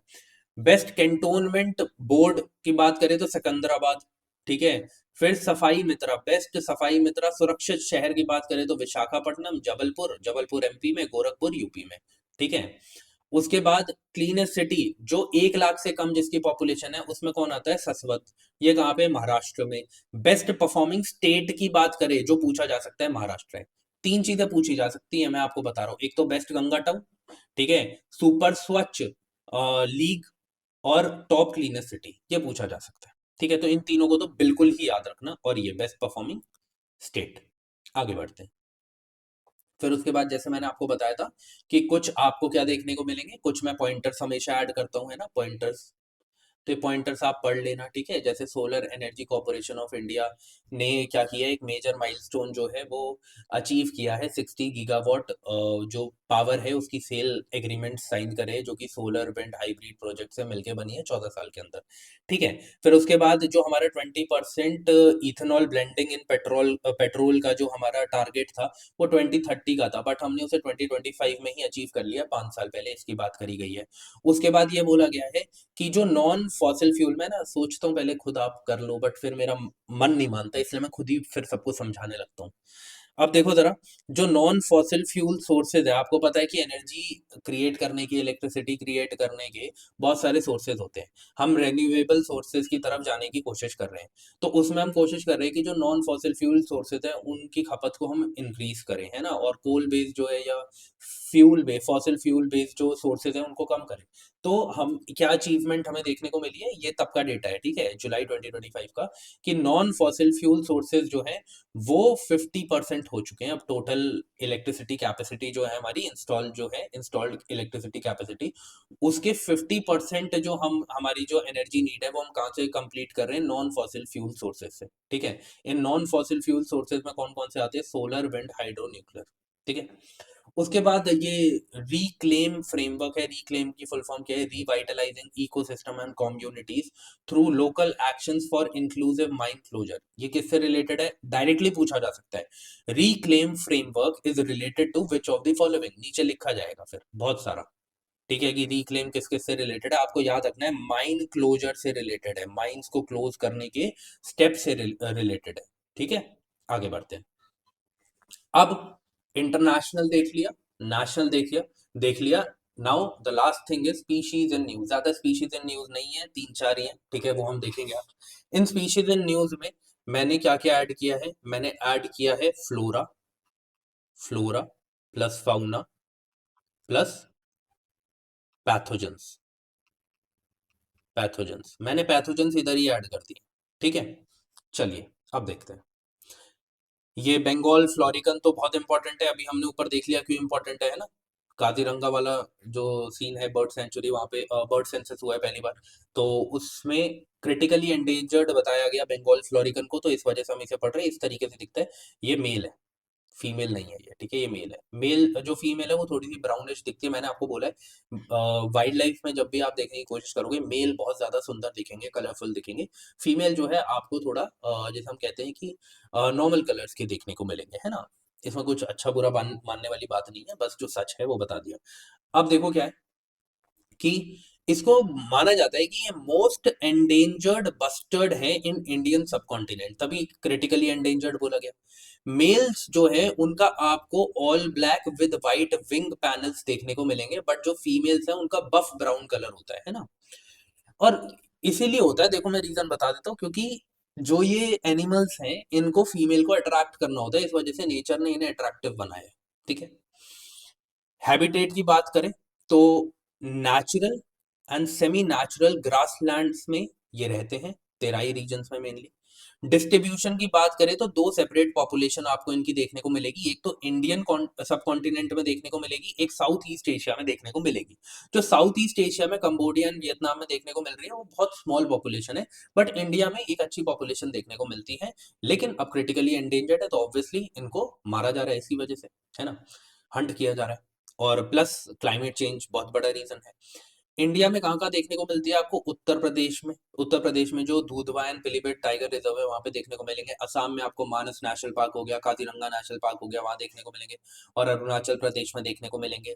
और प्लस नेपाल में देखने को मिलेंगे। इंडियन सब कॉन्टिनेंट बोला, सिर्फ इंडिया नहीं बोला ना, इसलिए उसमें नेपाल भी आएगा। ओके। अगर हम बात करें आईयूसीएन की रेड लिस्ट में, ये क्रिटिकली एंडेंजर्ड है। जो भी चीज क्रिटिकली एंडेंजर्ड होती है वो obviously wild life protection act में शेड्यूल 1 में रखी जाती है, और साइट्स के एक्ट साइट्स में ये अपेंडिक्स 1 में रखी जाती है। ठीक है, आगे बढ़ते हैं। नेक्स्ट चीज, foot and mouth disease serotype O, ये क्या है? मेनली कोई क्वेश्चन पूछा जाएगा, ये पूछा जाएगा कि इससे क्या प्रॉब्लम होती है। ठीक है, तो अभी क्या हुआ कि जो महाराष्ट्र में राजीव गांधी जूलॉजिकल पार्क है, यहाँ पे 16 से 17 स्पॉटेड डियर्स जो होते हैं, जिन्हें चीतल बोला जाता है, उनकी डेथ देखी गई इसी फुट एंड माउथ डिजीज की वजह से। ठीक है, अब क्या है कि ये क्या है? ये एक टाइप का वायरल डिजीज है, मतलब वायरस से फैलता है। क्या है? Viral disease. ओके। किसमें हमें देखने को मिलता है?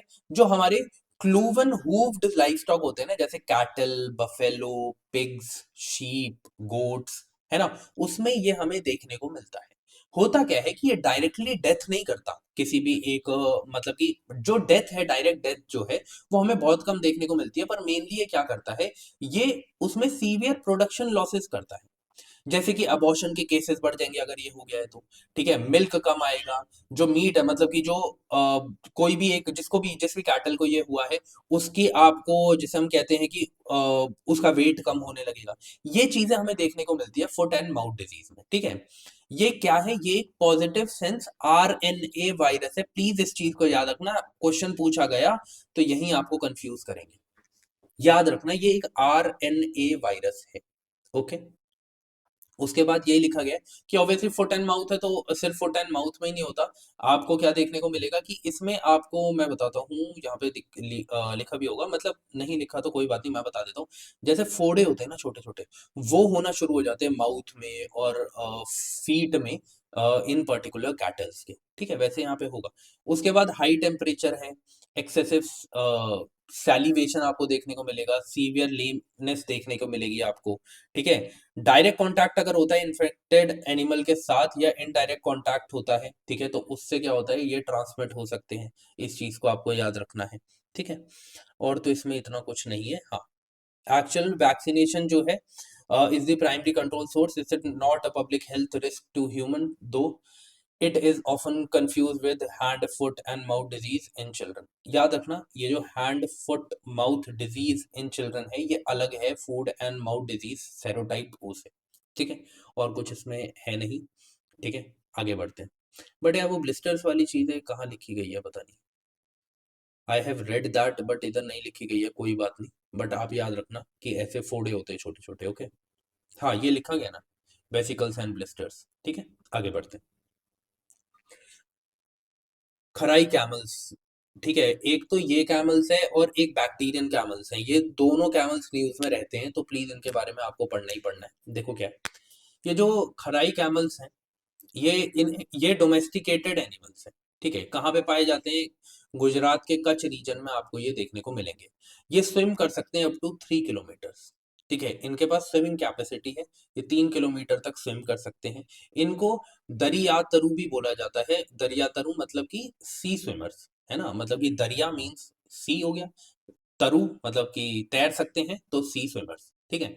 ये इनको बोला गया है। कहाँ पे ये रहते हैं, दे thrive on salt marches and coastal mangroves, इस चीज को याद रखना है, ठीक है।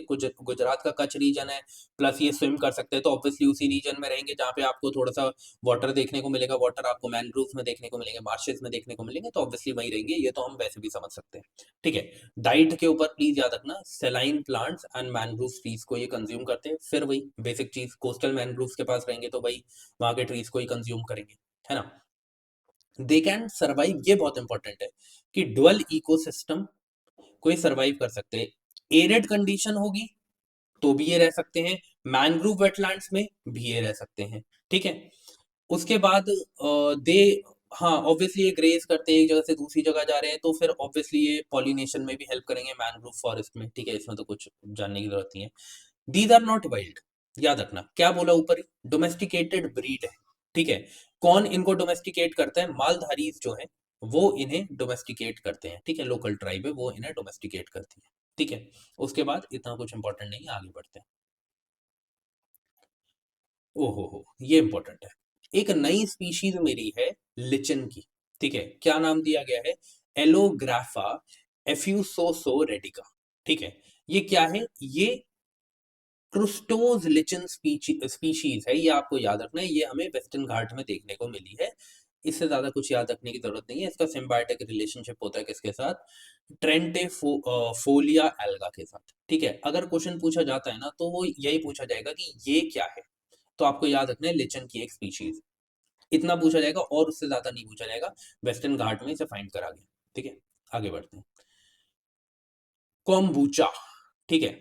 ये क्या है, ये एक टी बेस्ड फंक्शनल बेवरेज है, ठीक है। जैसे आपकी चाय होती है ना, वैसे ये एक ये है कॉम्बूचा। बट इसका बहुत ज्यादा फायदा होता है। क्यों फायदा होता है, ये it is rich in probiotic. जो भी चीज प्रोबायोटिक में अच्छी होगी, मतलब ये आपकी गट हेल्थ के लिए, स्टमक के लिए काफी ज्यादा अच्छा होगा। तो ये गट हेल्थ के लिए क्या है, बहुत अच्छी है, ठीक है। इसके अंदर ऑर्गेनिक एसिड्स मिले हुए हैं, तो ये क्या करती है, आपकी गट गट हेल्थ को मेंटेन रखती है। आपका खाना जो है वो और अच्छे से पचेगा, ठीक है। तो कॉम्बूचा जो है ये प्लीज याद रखना ये क्या है, ठीक है। इतना ही था आज के सेशन में, ठीक है। एक बार पेज नंबर 2 पे आपको लेके चलता हूँ और कुछ चीजें समझा देता हूँ, है ना, फिर क्लास को एंड करेंगे। आज हमने इसका पार्ट नंबर 2 करा है, ठीक है। Complete 1 year environment current affairs video का, उसमें हमने स्टैटिक पार्ट भी कवर किया है, जितना भी आता है उतना हम स्टैटिक पार्ट कवर करते हैं, ठीक है। पार्ट 3 जब हम इसका कंप्लीट कर लेंगे, तो आपको प्लेसेस इन न्यूज का भी पार्ट नंबर 2 देखने को मिल जाएगा। अभी आपकी फेब की मंथली करंट अफेयर्स बची हुई है, तो वो भी आपको 3 से 4 दिन में देखने को मिल जाएगी, ठीक है। तो ये चीजें थी जो आज हमने कवर करी है। आई होप आपको पसंद आई होगी क्लास, तो मुझे कमेंट करके जरूर बताना, ताकि उससे मुझे मोटिवेशन मिलती है, ठीक है। अब हम मिलते हैं अपनी नेक्स्ट क्लास में, तब तक के लिए जय हिंद।